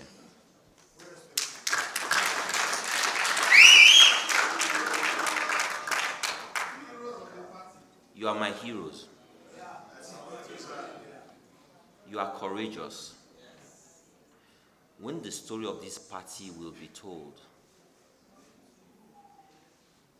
they will never forget you.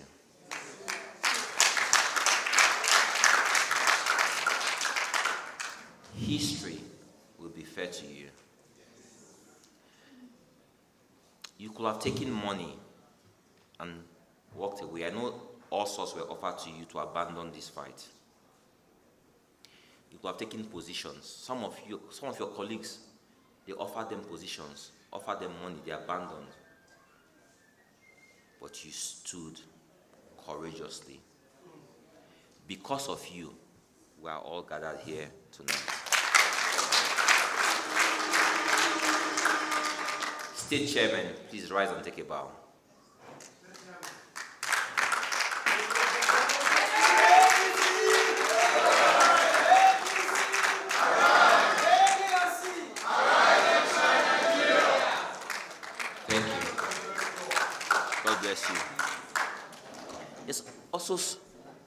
There's some other people I must single out.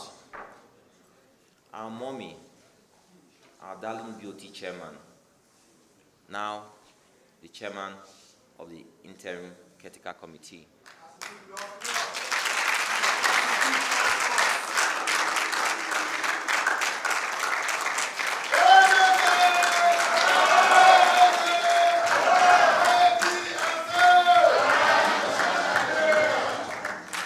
She is truly a mother.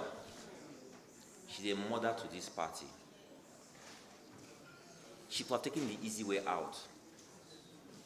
She's battle tested. She's battle ready. You see the way a mother hen protects her children. That's how mommy is. She took on this fight. So I will stand behind the chairman. I will stand behind the party. I will defend all our candidates. Enough is enough.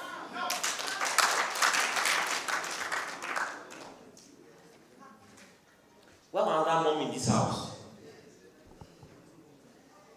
Mommy Abanida.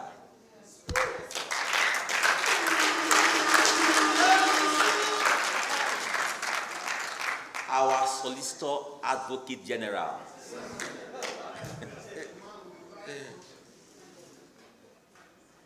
Mommy here and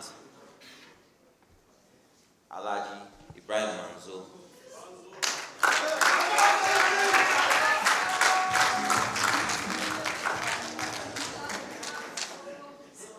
They were a part of the former NWC. They could have easily said, let us join the others. Let us fight and continue with illegality. But they took a righteous stand, a righteous decision. They chose to do the right thing. Few men choose the right thing. They chose to do the right thing. We can never tell the story of this party, this fight, without telling the story of these people. The fight is over and won. Understand that. You will hear Grishgiti, you will hear Shakara, you will hear all this noise there. Ignore the noise. We have triumphed. We have won the battle. Lastly, to all our dear candidates, some people chose to think of tickets. If I identify with the right thing, they will deny me my ticket. But you all came here. Some of you are with us virtually, sending messages of support that we must stand on our constitution. We must do the right thing. We don't care whatever happens. We are in this together. Thank you very much.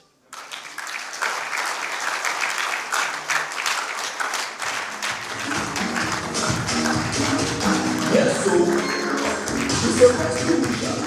Rescue mission 2023 with a new Kachikwu for president. Join the train to the new Kachikwu. Now on the rescue mission 2023, like the time to save our nation. From the east to the west, to the people from north and south. Go and get your. I will say a simple prayer for all of you. What God has started, He will finish. Amen. The journey you started, you will get to the end. Amen. God will crown your mission with success. Man cannot deny you what God has proposed for you. Man is not God. God will be the final decider of your fate. It is well with all of you. God bless you all. We will eat now. I will take questions. I have spent an hour talking about ADC and ADC issues. I am sweating. I am hungry. So I don't expect that any question will be about ADC issue. I want to talk about the problems of Nigerians and your problems. I want to talk about your campaign and the issues you are facing. I want to hear how you expect me to help you or what we can do together to move Nigeria forward.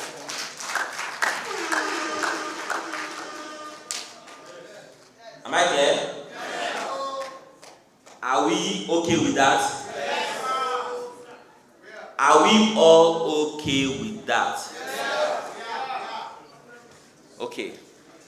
We may now eat. Let the questions begin. Thank you all for the opportunity to address you tonight. God bless you.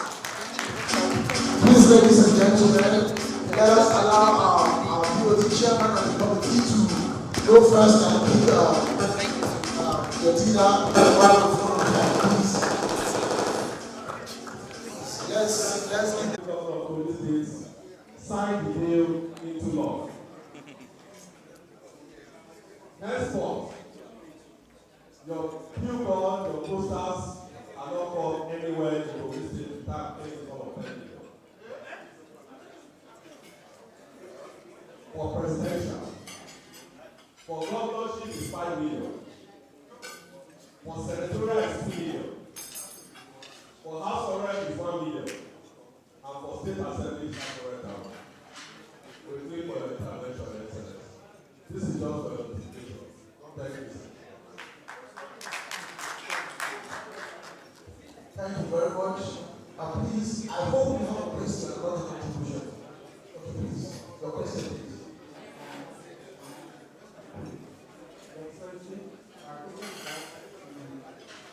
You, as well as members of the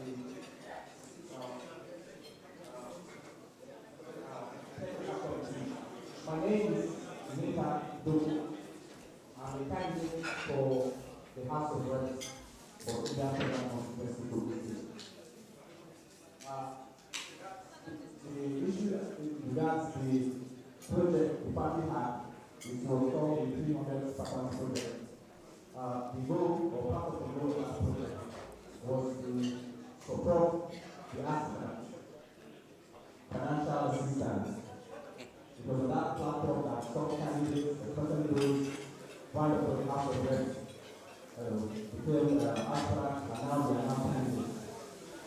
So my question is, campaign is by the corner, and I just want to know what the status of that project right now, as regards the assistance that it was among other things designed to give the candidates.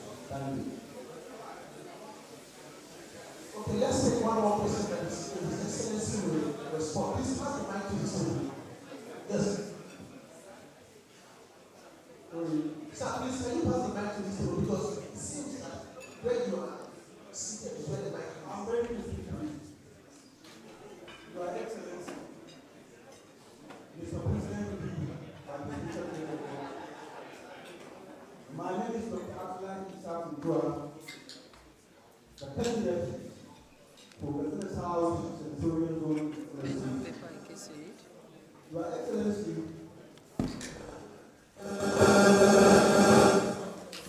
Your Excellency, I have an observation and an appeal. The observation. Your Excellency, the ADC is every now and then gaining ground. The party, particularly my state, I will say is nowhere to be seen, due to the fact that it has not yet gained much publicity. But our arrival as candidates, we have done our best, and we are still doing our best in seeing that the party is growing like bushfire to grow from our different partner she wants to do. Your Excellency, what efforts have you been taking to help the state in ensuring that ADC, the name ADC, is vibrating and will be vibrating around every road and train stage? Secondly, Your Excellency,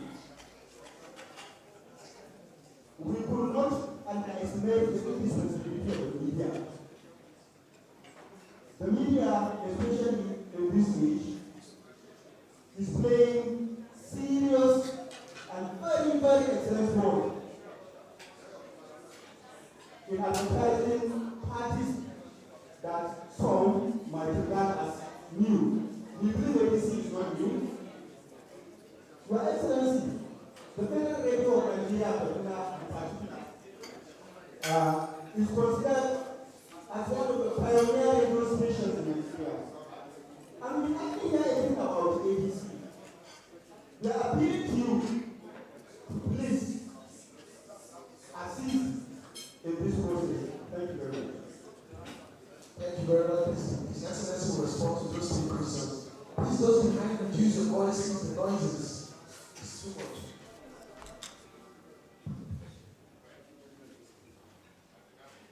ADC.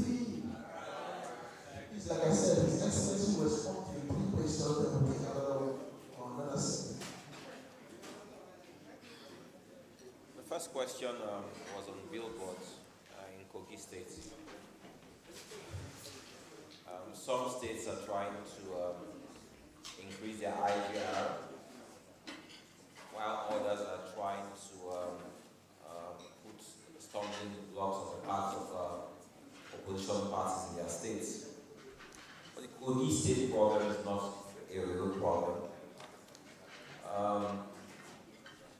If Guba candidates are paying 5 million naira and potential candidates are paying 10 million naira, I think what will happen is if the Guba pays and in Kogi State there's no Guba, or when the presidential team pays for their spot there, we will use one billboard to carry all our candidates.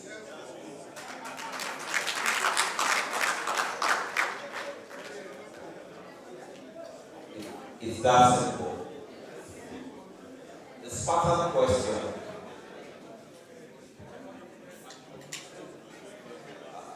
since I joined the party, I've heard a bit about Spartan projects. In some ways, the project was novel. In other ways, it was ill-conceived. The people who came up with that project to bring young people on board, run for office, but they never considered how they will fund those people. A lot of these young people are running for office now. They never give them any training whatsoever. They made no funds available to them. Now, if you have training and you don't have money, you know that you have other assets other than money. Most Spartan candidates I speak to, all they talk about is money. You will hardly see anything they are doing within their localities because they believe in this old notion that politics is just money. But as a young person, in your space, just using social media, there's so much you can do. It's free to you. Your Facebook is free to you. Twitter is free to you. Instagram is free to you. Door-to-door knocking is free to you. When you start galvanizing your immediate locality, when you start talking about issues that affect your locality in a unique way, very soon you will see people will start joining your campaign. People will start crowdfunding you. People will start wanting to support you because they see you doing something. You will never find people coming to support nothing. People will always support something. Start something. The last question dealt with two issues. The normal concept of having a presidential candidate and having down ballot candidate is that I get to depend on you, not the other way around. Let me explain this again.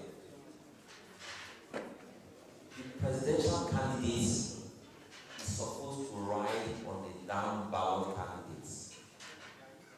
If you are a House of Assembly candidate, it's expected that you are doing something in your constituency. The House of Reps will ride on what the House of Assembly people are doing. The Senator will ride on what the House of Reps and House of Assembly people are doing. The Cuba rides on what all these people have done. The presidential candidate now rides on all these things. That is the beauty of a campaign system or a party structure like this.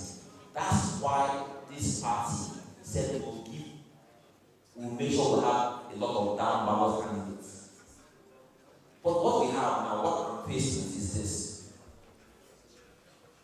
90% of my down ballot candidates are non-existent, not doing anything, and they are waiting for me to come and do something. Therefore, in those places, I have no legs to run on. Because I'm not doing anything. I'm not the one that's going to drive ADC in your constituency. I'm not in your constituency. You are the one who's there. You are the one who's going to drive ADC there. That's why you are there. It's only when you are doing something that we can write what you are doing. If I'm not seeing you, how can I help you? If I'm not even hearing about you, how can I know that there's a candidate that I can work with there, I can use? I am not going to be in Abuja here and be in radio, Nigeria, Kaduna. What happened to all our candidates in that region?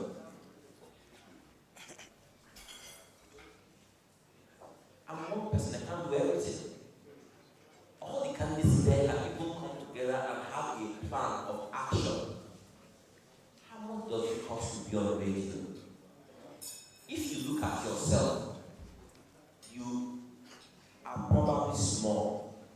If you look at the group, you are big. Harness your joint resources, and then you are stronger. That's what we want to see. That's what we want to layer. We are definitely supporting candidates, but I keep on saying this. We will only support those people who have something. We cannot support somebody who is invincible. There are candidates who don't have even one billboard. Some don't even have handbills. Some haven't even told the people in their houses that they are running for election.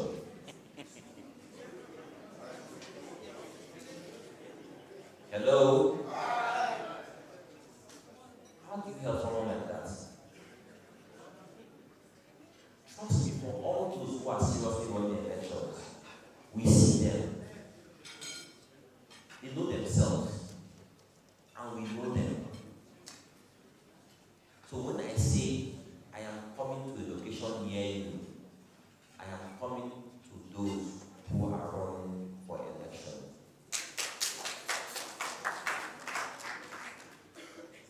Thank you. Please let's have an applause for His Excellency. You can take your questions, but after now, please let's take 2 feet before we move on to. This way you're going to pass the mic to a question. ADC, right. A, B, and C.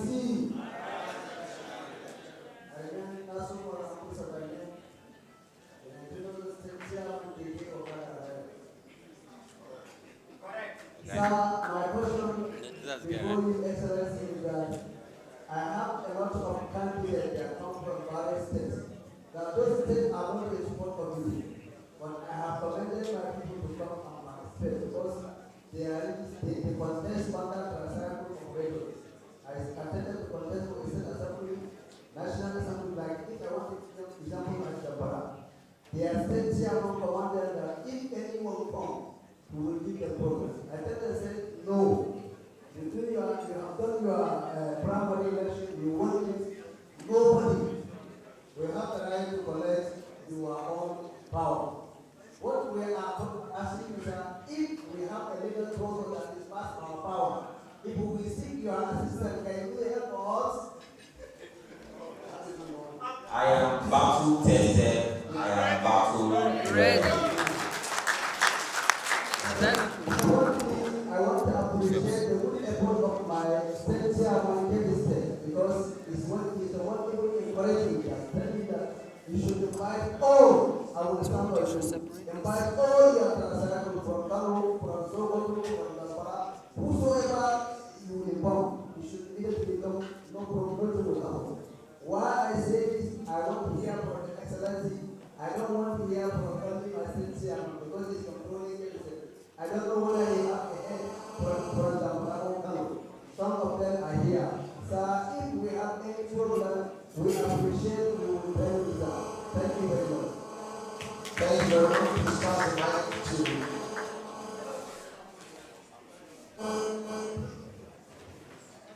please can you give her the mic? Have a great member from Marina. She's here. Thank you very much. Good evening, everybody. All protocol concerned. My name is Kachikwu. I am the House of Representatives candidate for Kachikwu Community.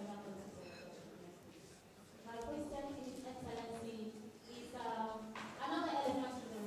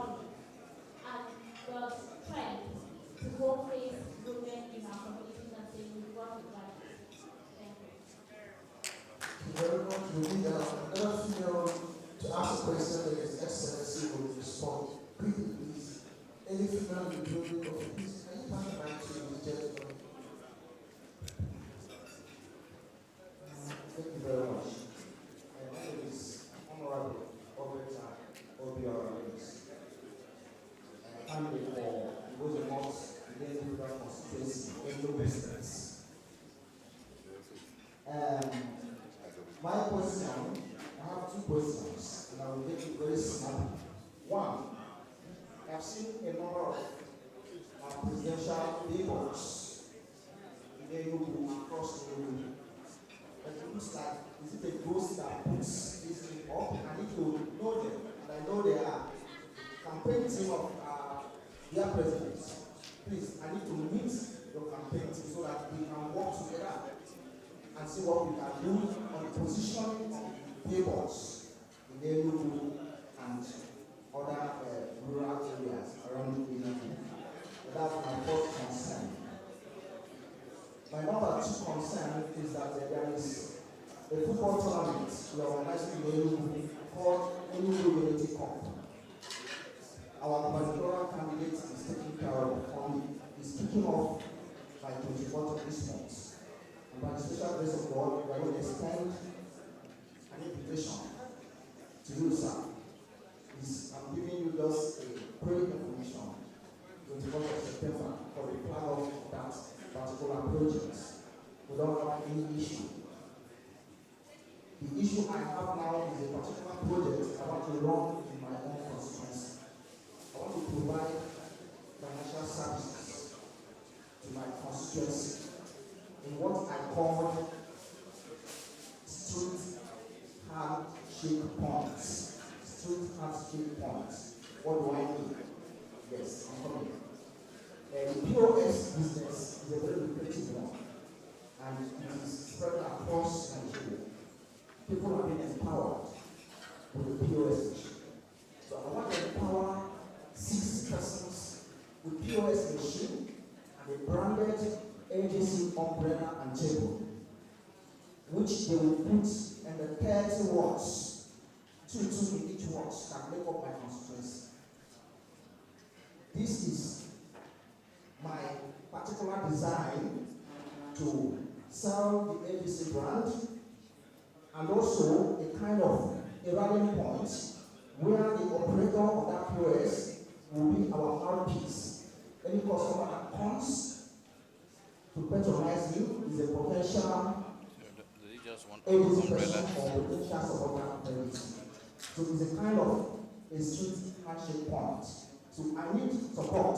If you buy into this idea, it can also be replicated across some other constituencies that are interested. Thank you very much.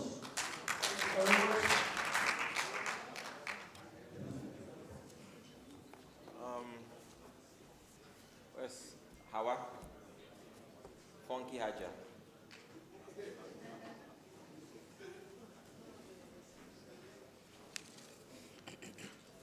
Concerning women in this party, we have a policy where we talk about supporting the young, the old, women, and the less privileged. We believe that they are the weak points of our society and that we must support them.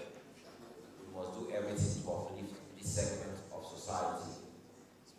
They are often overlooked, but because they are overlooked, society as a whole suffers. So we are deliberately planning to provide social support to this segment of society. That's one. Secondly, we believe that what we are planning is a Nigeria that works for everyone. This is not necessarily through affirmative action, because what we've seen affirmative action over time in Nigeria is that it's often a conduit for people to siphon public funds. But I dare say if Nigeria were to work for everyone, women are included in society, not so. We must all deliberately work towards making Nigeria a country that works for everybody. That's what our party stands for. At least that's what the new ADC stands for. A country that works for everyone, supports every segment of society. That's our plan. Women will definitely be lifted if a plan like that works.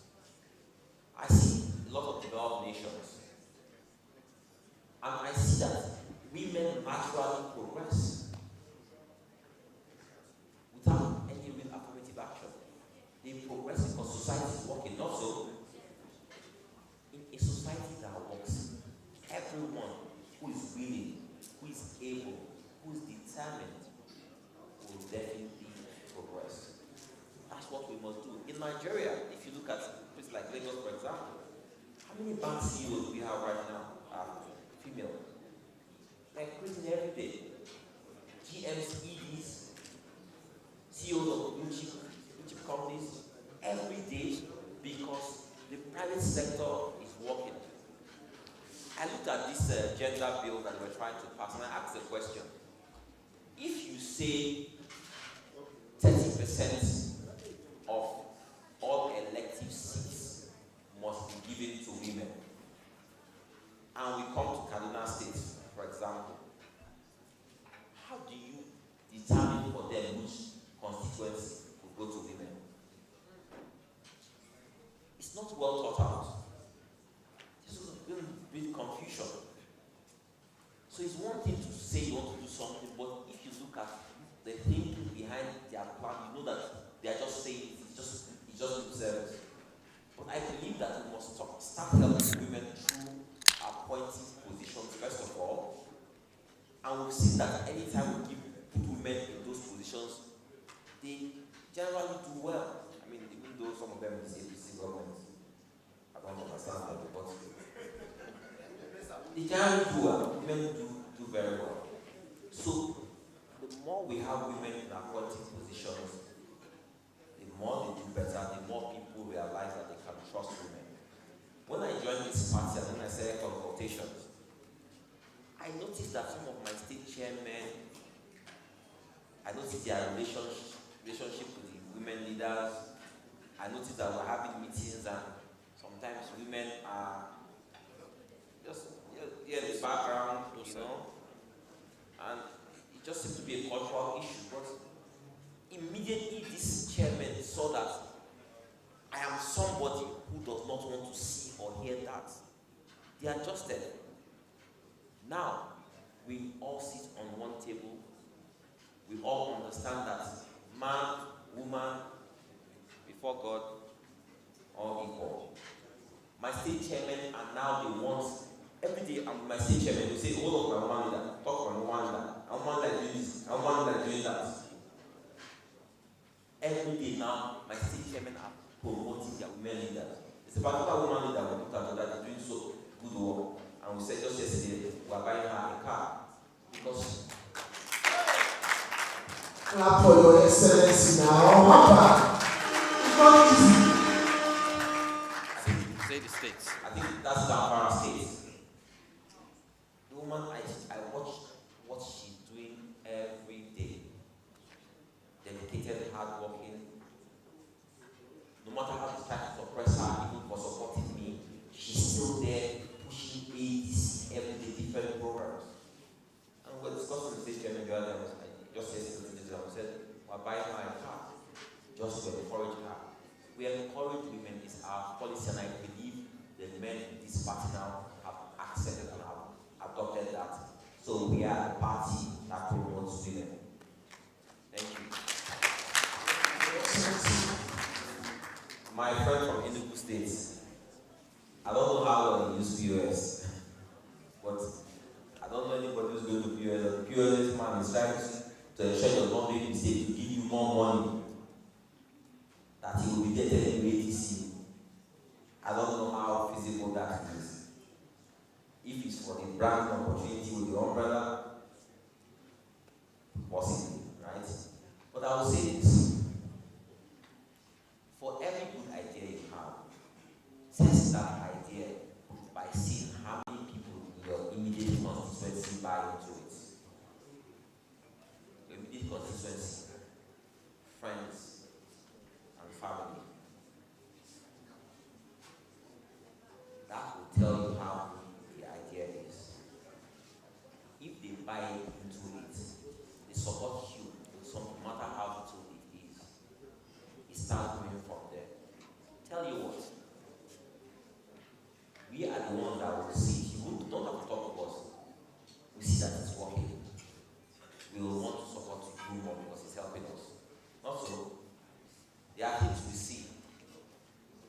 here runs the campaign. Across the country, every day we see different ideas of what our wonderful candidates are doing. Just see those things, we learn, we buy into it. We want to do it ourselves or want to support them to do more so that we can grow our campaign. Because ultimately, ADC everywhere is ADC for all of us, not so? So whatever works, we are willing to support as long as it pushes the ADC brand further. But you must first start in your own small space so that we can see it. Because if it's working, we'll see it. I woke up one day and Ahmed sent me a video. He did something with Keke Napep in the Guarepa area, right? Within 48 hours, everyone in Abuja, she sent me videos. Was seeing you everywhere, seeing you everywhere. He didn't tell me, he just did it, right? Just did, and now we're trying to replicate it everywhere. Where's Keke Napep chairman?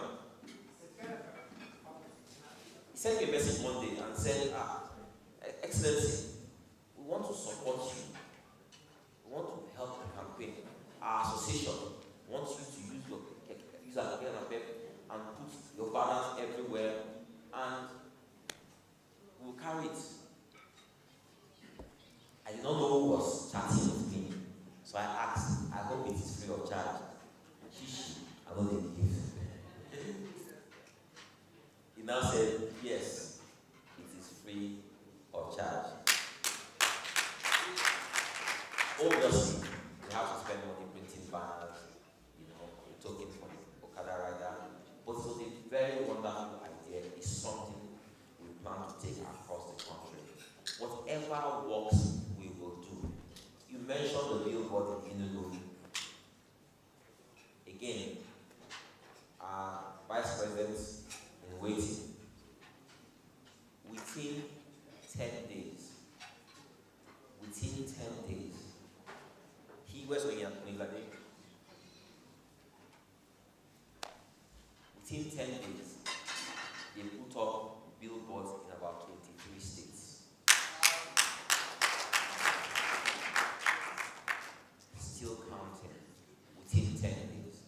Now, in doing that, a lot of you said to us, you were not happy because you were not consulted. Again, you were not consulted because of the issues within the party. If you were waiting for party to know who to work with and what have you and everything, we would not have done anything. We just said, however, let's do something. That was a test bed for us. But now, we've done 3 billboards. We are coming per state. We are coming with at least 10 more billboards per state. For those 10 billboards, the candidates within those states now get to determine, work with us. We know the cost, we know what we did there. We now say, this is what we have done. We work with you guys now to go and put out those billboards. Your pictures with our pictures, go and put out those billboards. But we have to test first of all. Not so? Yes, sir. We have to have a test bed to know cost, to know what the situation is and everything. So in every state, we now know what the situation is there. So nobody can come and tell us, it's like this, or it's like this. We know. You get it? If you don't get it. You don't get it? Forget about it. Yes. Thank you. Just one question. What? Paul, can I ask you a question? Hold on. Let me understand something. You guys came here. You traveled because you wanted to interact with your presidential candidate. Also, can you explain to me why these 2 people are saying just one more question? Eh? Isn't this why you came here? Is it the oh, you are fishing till you want to go? What's going on now? Let them ask questions. This is why they came here, right? Interactive. Please, can we pass the mic to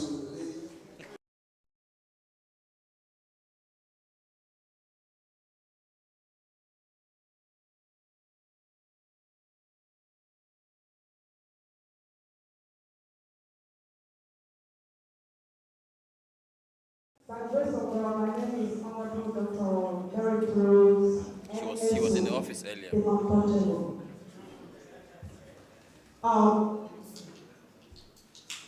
I'm contesting for House of Representatives. I'm looking for Abuja to the state. Actually, today, I used today to get all the questions I needed to get. I needed to ask you one-on-one, Mr. Excellency. And I got all the questions I needed. I don't want to ask any other question because I'm already satisfied with the questions I needed to get from you. But it will not be too good that in this interactive session I didn't say anything compared to the far distance I came from. I have started, I and my team have started working already for this rescue mission. I have all the structure in the 6 states of Nigeria. The areas where I have little issues were in Ebola. To send this rescue mission in Ebola was not too easy. It was. All the platforms, I have to create another platform for, basically for rescue mission. We have many people, all my fellow candidates, who joined and were really. Did you know that some of my people, they call me and say, Dr. Mary, which one people will be? I told them that I am my party faithful. I know where I came from, and I know where I'm going. These people,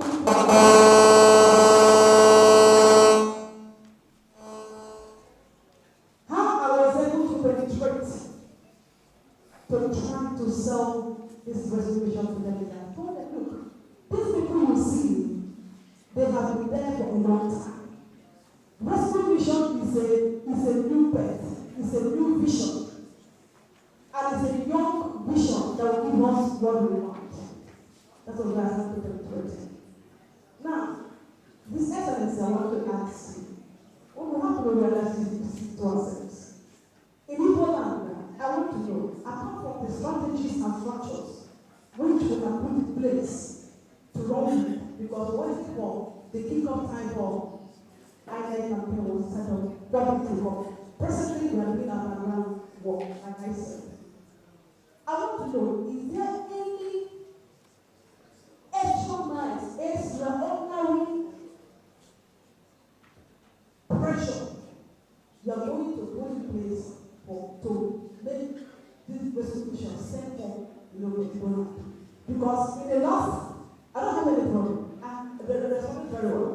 In the west, in the south, no problem. But coming to the east, honestly speaking, it wasn't easy, particularly for PWD to support group environments and your brethren.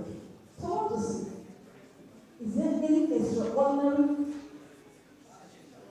initiative I'm going to put in place for us to gain ground more to get this sold appropriately?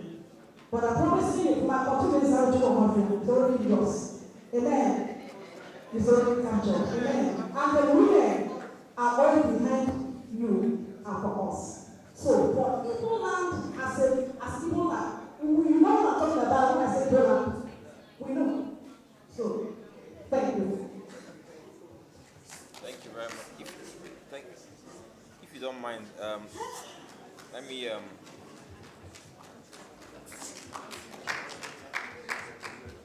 hello?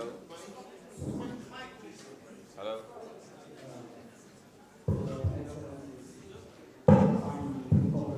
Sunny?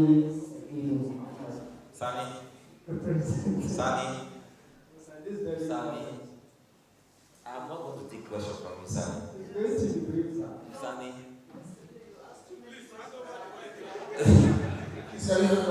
Sunny was with me yesterday. He asked me over 500 questions. over 500 questions. And I've never seen questions like this. And I suspect that he's a BBC investigative journalist. I don't But I want to answer doctor's question, first of all. If you don't mind. Madam, I know you're in the office today. I thank you for your support. I see the work you have been doing. We've been speaking, I see the work you have been doing. I see the attacks you have been getting. But we will triumph. What's happening in Igbo land today is a shame, it's a travesty.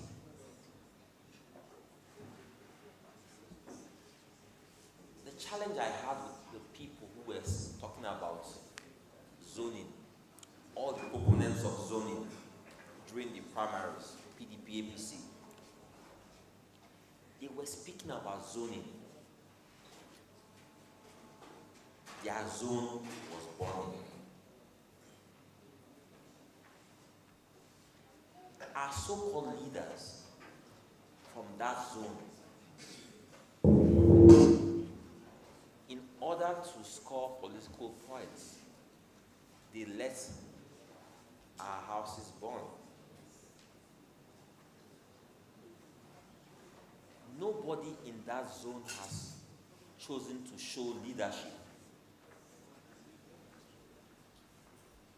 We are too afraid to speak up because we feel that IPOB, unknown gunmen, what have you, they will come, burn our houses, kill us, and therefore nobody wants to speak about the evil going on in Igbo land.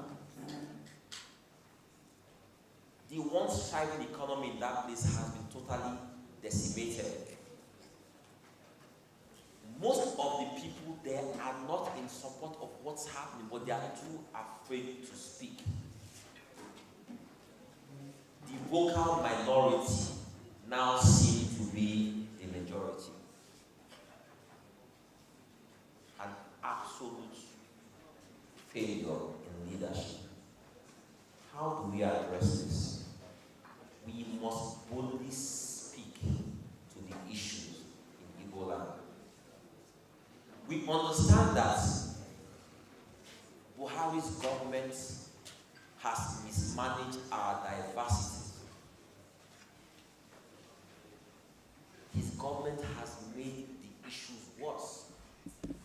But I don't think because someone is aggravating me, someone is pinching me, I don't think I would want my house because of that. We must tell our people the truth. The challenge Labour candidate is having right now is because people are so angry with what is happening there that they now associate that with him, especially when all the leaders there fail to speak up. In this party, we will be speaking up and will be speaking truth to those issues. We will be organizing and galvanizing the leaders there to start addressing those issues. We must save that part of Nigeria. We will not accept a situation that our people kill themselves almost on a daily basis. Very soon, if care is not taken, it just takes one more fire, one more killing, and we have a full-blown civil war in Nigeria. They are looking for power. They are not addressing the situation. You will see sometimes 1,000 deaths, nothing will happen. But just one death, and the country starts burning. We must address this issue by speaking to our people, telling them the truth. What we need in Igbo land is not political campaign. It's not political campaign.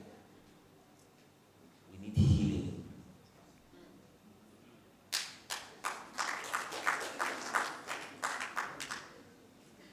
And we must go there as healing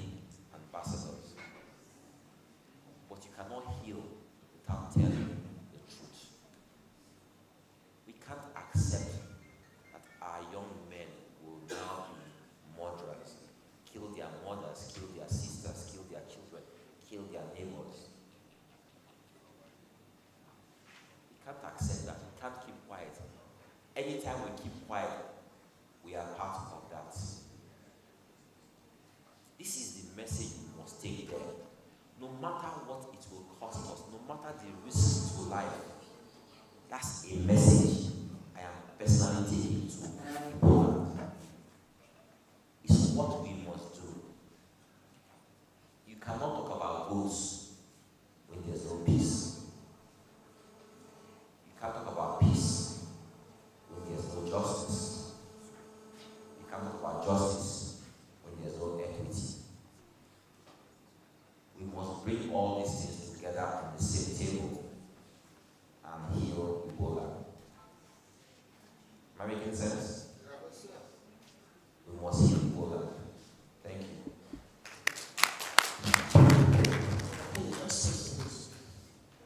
Good evening, all. Your Excellency, our and capable President, today, inshallah, 2023. I want to start by commending you and also congratulating you. This success and winning so far, because from the very first day we were in Abuja, your first speech was the basis of your leadership. And up to date, from my gatherings, you have been doing wonderfully well. Your spirit is going far, because I have taken this candidature. So far, I want to agree with all of us that the acceptance is just too massive. It's just like you came at the right time. People are tired, and that is the reason why the acceptance is there. My own is going to be a question, and it's going to be maybe an observation or a contribution there. In where I live, I want to now introduce myself after introducing my Excellency. My names are MC George Tafa Burara Suleja, Federal Constituency. I'm a comrade. I'm also a title man. And by virtue of my nature as a comrade, I don't preach failure. I preach success, progress, development, and that's me. I'm not here for campaign, but I have to pour out my mind. Sir, where I live, if we want to go to war, allow them to close it. Is the king that will be in the forefront of the war. And in a place where I live, if an herbalist wants to test his medicine, is the herbalist that will first eat the part of the medicine that he has prepared to cure whoever. Sir, I'm on this opinion, sir, or submitting that you should still look into the matter of rescuing your senators, your House of Reps.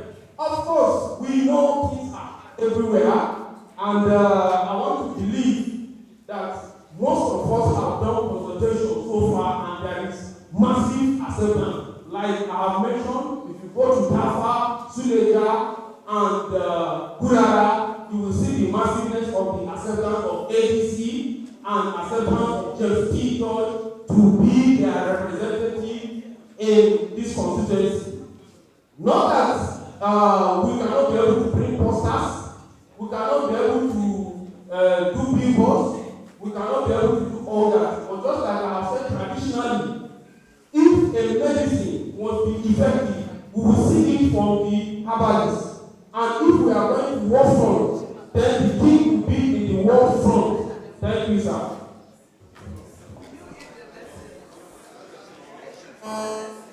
Native doctor.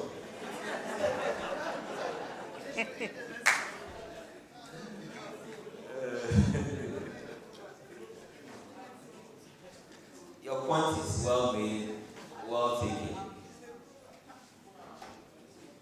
Let me answer this in a simple manner. Yes, we all need to be rescued.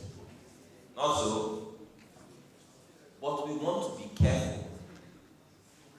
There are people whose only mission is to be rescued, while there are some people who want to be part of the rescue mission. Can you see the difference? We want to identify those who want to be part of the rescue mission. Definitely, for anyone who is part of the rescue mission, you need to be strong to rescue another person. So, we will definitely support people. You mentioned billboard.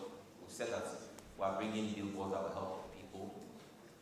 There's something we started doing just today or yesterday. We said as a pilot or a test case in some communities. I think how are you part of them? No, okay, you're part of them, right? We are doing what we call a market handshake. So we believe, or we don't believe in cosmetic things. I don't believe in going for consultation with traditional ruler or this or that, but I believe in addressing the needs of the poor, of the masses. So we said, one of the challenges I see when I move around, someone has farmed for 6 months, 9 months. He brings out his produce. He has to sell within 3-4 days before it perishes, right? He has to sell very cheap sometimes, or sometimes just loses it completely. One of the things we can do is redistribute wealth. We buy from those people, we give to the underprivileged. We said let's start looking at markets. We take 4 communities, we send them 200,000 naira each, right? And that they should take that money and they should go buy in the market from someone who is trying to sell, and whatever they buy, they should distribute right there and there in the market to the less privileged there.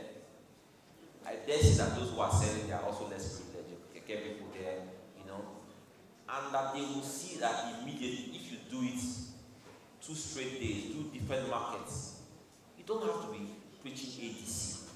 People will preach ADC for you. Not so.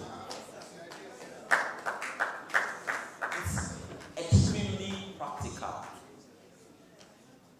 It's actually taking the rescue mission to the grassroots.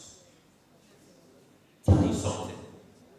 In order to do this, you have got to trust that if you give somebody 100,000 naira, and say, take it to the market, buy, share, that the person will take the 100,000 naira to the market and do it.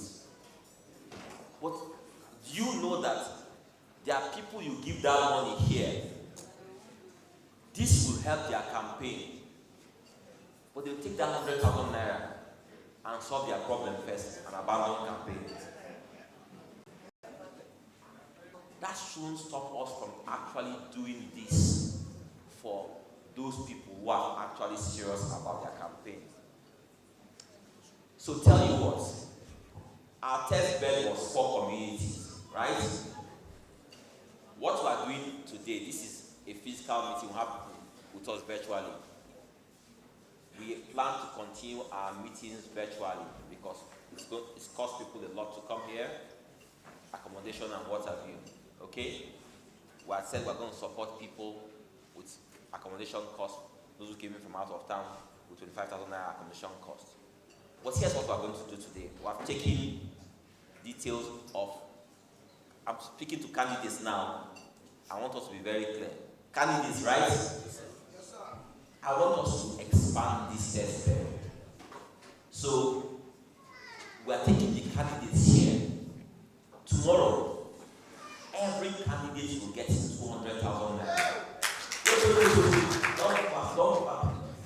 if you are clapping it, you are telling him that the money you want to eat it.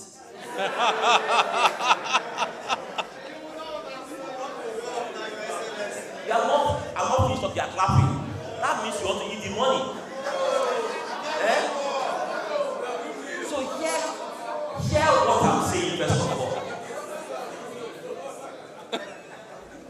Yeah, so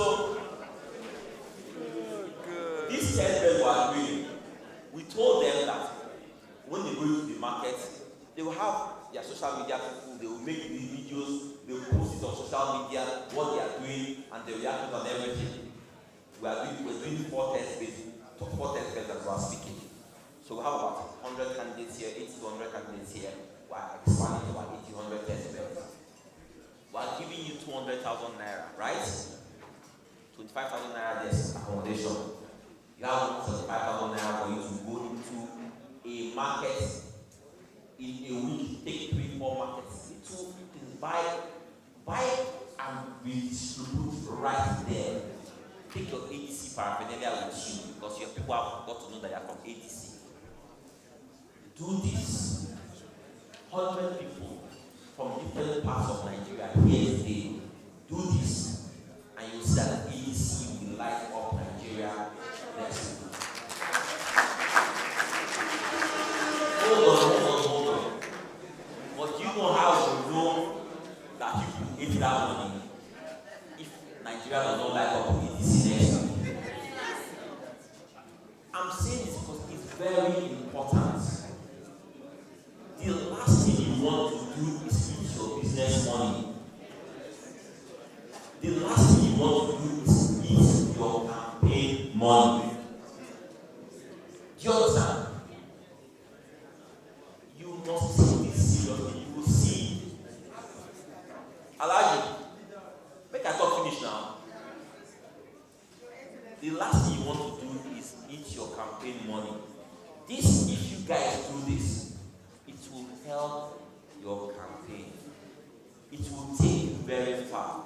It will take ADC very, very far. I want to ask a question. Who knows about the Nigerian Patriot Act?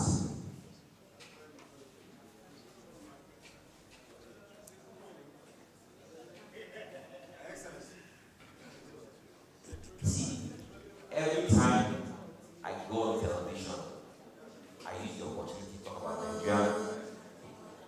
Nigerian Patriot Act. For me, I feel that every candidate in our party, right, our messaging should be simple. Is that my phone? Not my phone. Our messaging should be simple. For a message to be strong, it has to be unified. I see different people. ADC, our message is rescue mission. Some people, their message is hope. Some people, their message is this. Some people, their message is that. Our message is very simple, rescue mission. Your message will be stronger if all ADC candidates were doing rescue mission. But some people are doing different messages. It makes no sense, right? So it should be rescue mission so that it's easy for you to just adopt whatever technique, whatever we're pushing out. Everybody does it, and the whole Nigeria can see it. Secondly, talk about Nigerian Patriot Act. I keep on talking about this, that it's a bill that solves all our problems, or most of our problems. The greatest challenge we have in Nigeria is that our leaders don't care. Power, health, education, infrastructure, economy, everything, they don't care. So I said in this bill is a bill that makes our leaders care. The bill simply states that if you, those of you here, end up being in public office, if you are the director of a company that your license is from government, this bill says that if you are a civil servant, your children must go to public schools. It says you and your family must use public hospitals. It says if you are traveling within Nigeria, just like our brothers and sisters here came by road, you must travel by road unless it's an emergency, so that you will see what our roads look like. The bill says that you cannot have a generator in your house. You cannot have a borehole in your house if you are in this category of persons. What that now means is that Dangote cannot have a generator in his house. Dumebi cannot have a generator in his house. It says that your president, everybody covered by this, cannot have all these things so that they will know what you are suffering. If we all suffer the same things within 6 months, 6 months, your school will work, your hospitals will work, your roads will be good, Nigeria will work for everyone if everybody suffers the same problems equally. This is a message that every ADC candidate should be preaching out there.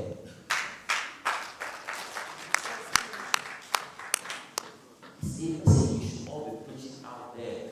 This is what you stand for.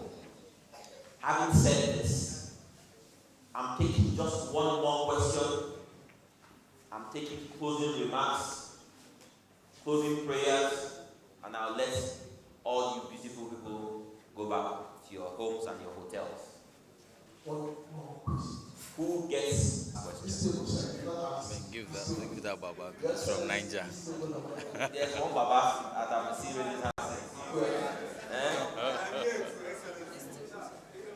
Oh, but you were with me yesterday now. Did you see class question yesterday? Hey, ask question, ask question. You were almost 2 hours with me yesterday, I mean. Baba Musa. Baba Musa. Baba Musa. Your Excellency, I am from Nigeria. Northeast Senatorial District National. It's a simple question to be well answered. Please, is there anybody here that will enter into examination hall in the examination of good question? No. Very good. So maybe it's not a thing. And never in the history of Nigeria to be a failure.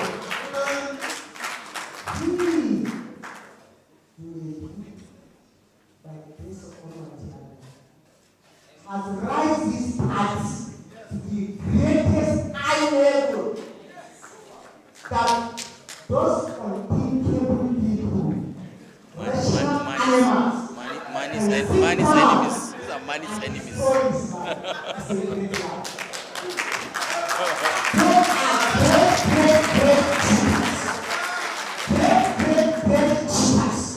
They cheated us, and they've been cheating us for complete 18 whole years. They cheated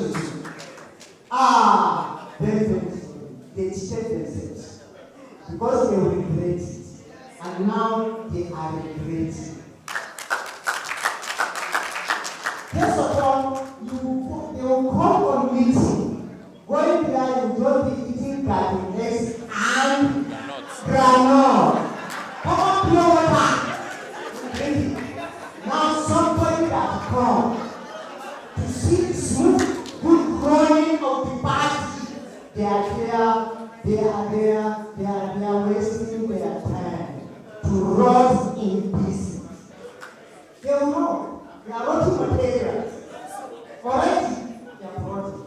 Your Excellency, if at all, anybody here enter into the examination hall with full determination of passing by the grace of Almighty Allah.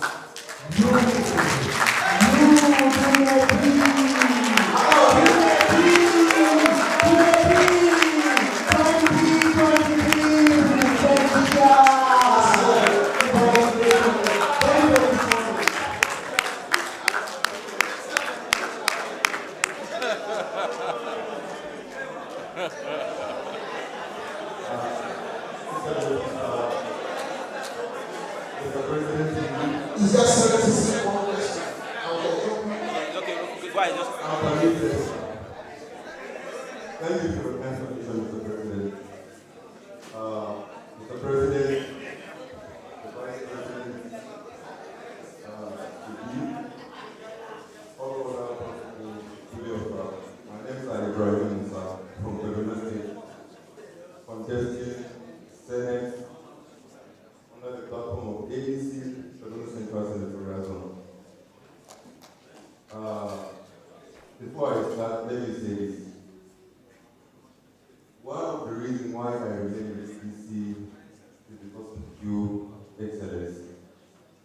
This is one of the reasons I remain in DC. Having come to conversation, your confidence and your spirit and the way you carry people along made me believe that I have a reason and a cause to stay in ADC. Thank you for giving me that courage, Mr. President.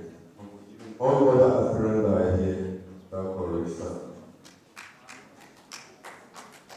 Sir, before now, ADC is ranked as the 10th force of the political parties that we have in Nigeria. As I'm talking to you today, Mr. President, to tell ourselves the truth, I think maybe we'll rank ourselves fifth. With the emergence of Obi, Labour Party, Senate Labour Party, with the emergence of Rabi Musa Fonkoso, NNP, I think, though I don't know, I'm here because we have a breakdown. Your speech, I don't know what you said previously. I met you when you were concluding your speech. So I don't know really what happened. Is it from the national? Is it from you? But now we are lying. And we are leaving behind. I think we can rate ourselves either fourth or fifth of the political party, not the third force that we used to call ourselves. I think, Excellency, you need to do something, most especially with the coordinators from the 36 states of the Federation. Maybe embark on a project like campaign, electronic media campaign projects, because even ADC, if I would say all of us are politicians, we know ADC won with propaganda. They won with propaganda, electronic propaganda, print media propaganda, etc., etc. I think, apart from billboards, we need to embark on a very radical electronic media campaign, whereby we have our media team that will strategize, come with constructive criticism in each and every state. Most of us are contesting on that. On the platform of ADC from those states, we know the weak point of the ruling party. So we have to come with constructive criticism where we will talk and ADC will be heard from all angles. Mr. President, I observe this. That was one.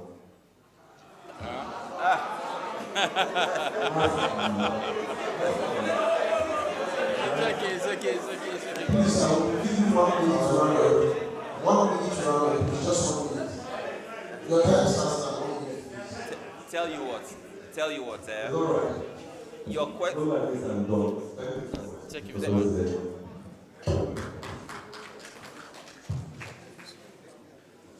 Thank you very much. You are right. Most of what you said was answered whilst you were not here, but you said some very important things that I want to address today. Please, one house. I want you guys to hear this loud and clear. ADC was never the 10th force or the 10th force. I want you to hear this today. What was happening was that a group of parties were coming together to form what is known as a third force. ADC was part of those talks. Thank God the leader or the chairman of that process is here, who happens to be His Excellency the Architect Etok, the Guba candidate from Akwa Ibom State. The chairman of that process. So they were coming together to form what was to be a third force.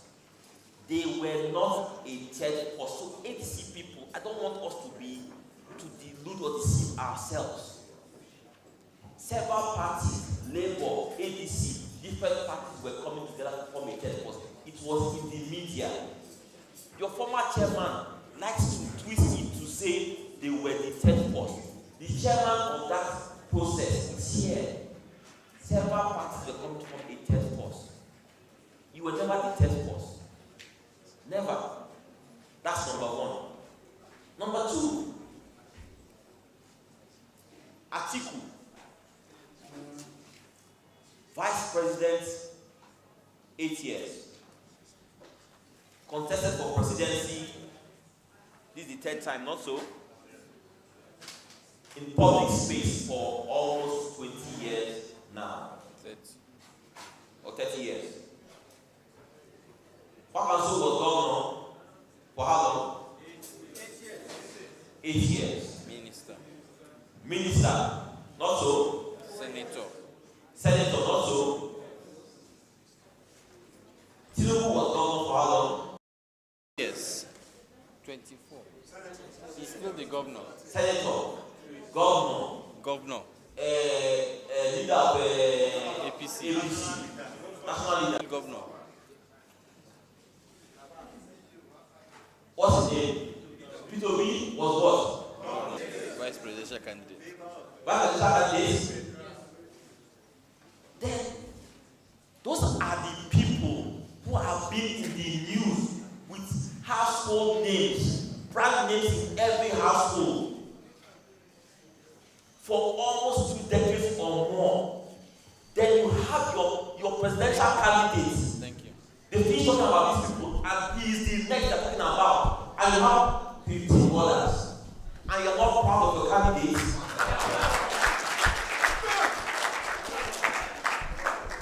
And you see the lagging behind. I've not held public office. My first foray, I tried to run. And you mention all those things, they must mention my name. And you say you are not proud. And you say your party is not doing well. Think about this. I want us to think about this. What of the other parties? 17 of them. Don't let anybody deceive you. Don't let anybody deceive you about your strength. We are the real third force because we are driving a new narrative. We are not establishment people. There's no government person here. There's no stolen money here. There's no governor in our midst, no minister in our midst. And our party, every day you put in the news side by side, you're putting ADC, you're putting PDP, you're putting APC, and you guys are not proud. Come on. Value what you have. Value what you have. If you don't value what you have, other people value it. You have a presidential candidate that you should be proud of.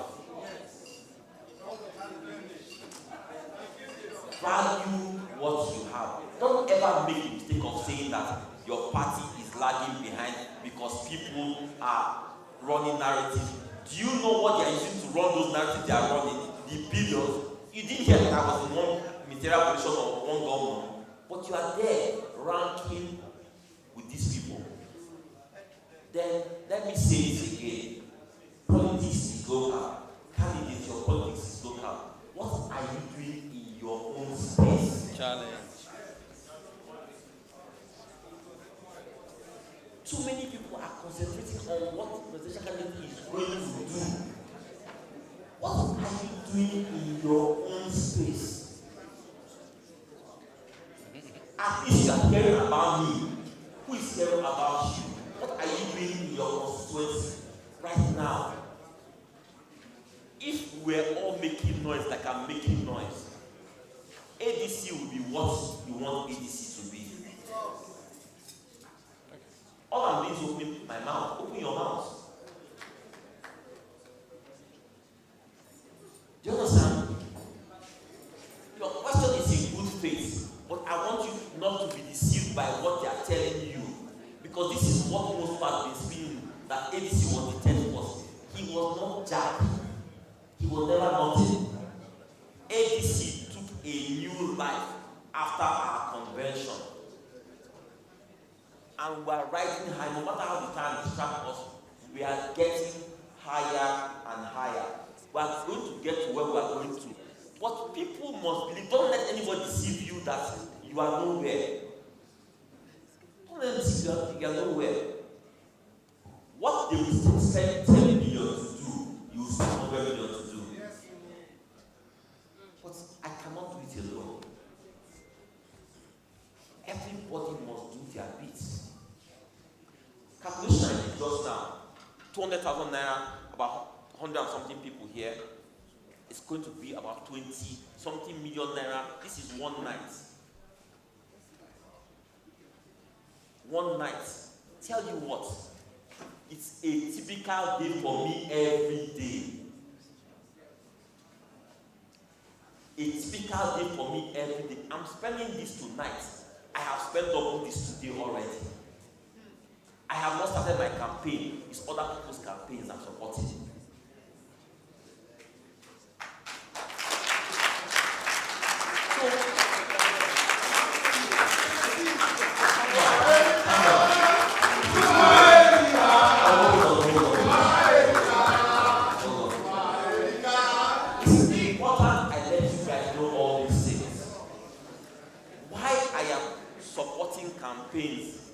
I'm not doing so much with mine because I want you guys to stand first. But it's often painful when you know you're supporting other people and they now start pointing and you are saying, what are you doing? Please understand this. Every day, I get requests from you guys here and I'm supporting every blessed day. I am doing that hoping that if you guys are doing what you're supposed to do with that money, it's pushing my campaign. It's pushing ADC. More often than not, that money is not used for ADC. It's used to solve personal problems.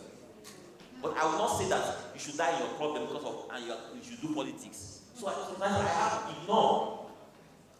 But it does not mean that we are not doing anything. I would rather that my people here survive. Let them survive first of all. Do you understand?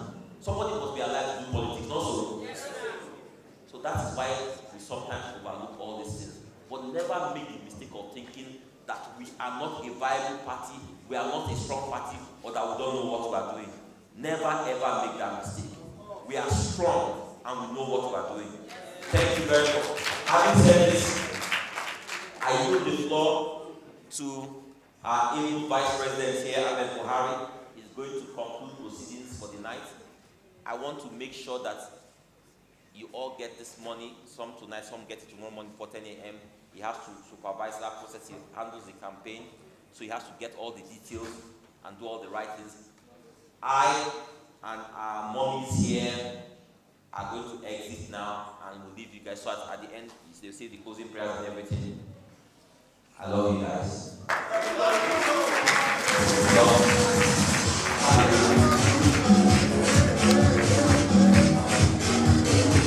Yes, so before you go, Your Excellency, we just give you a vote of thanks. Ladies and gentlemen, please put your round of applause for Excellency Dumebi Kachikwu. This has been a very long night. Like we started from the beginning, I said very clearly that everybody thinks we're in trouble. A lot of people have said that the ADC is in crisis.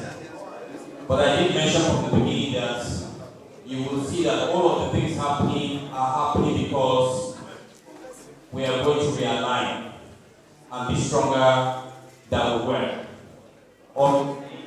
This night has clearly proven that His Excellency Dumebi Kachikwu is ready and willing.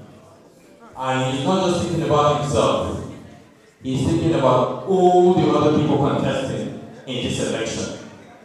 The best we can do is to try and be honest with ourselves. I know how politics is. Some people say it's politics money, so there can be no accountability. But like he said very clearly, these monies are coming directly from his pockets. The people in this contest have never been in any political office.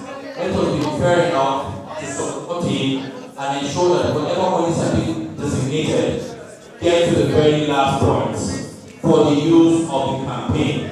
On that note, I want to thank you all for spending time there, and I want you to remain so that we can put proper accountability to what he has asked us to do. In the meantime, have a good night. Thank you very much.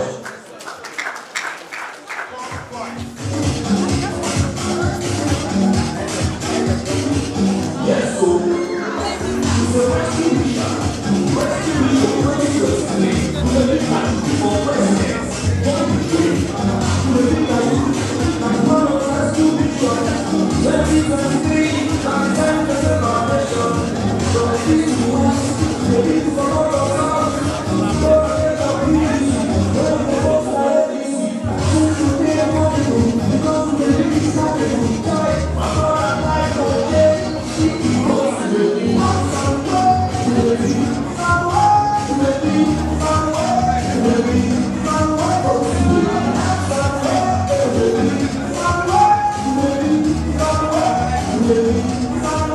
Thank you.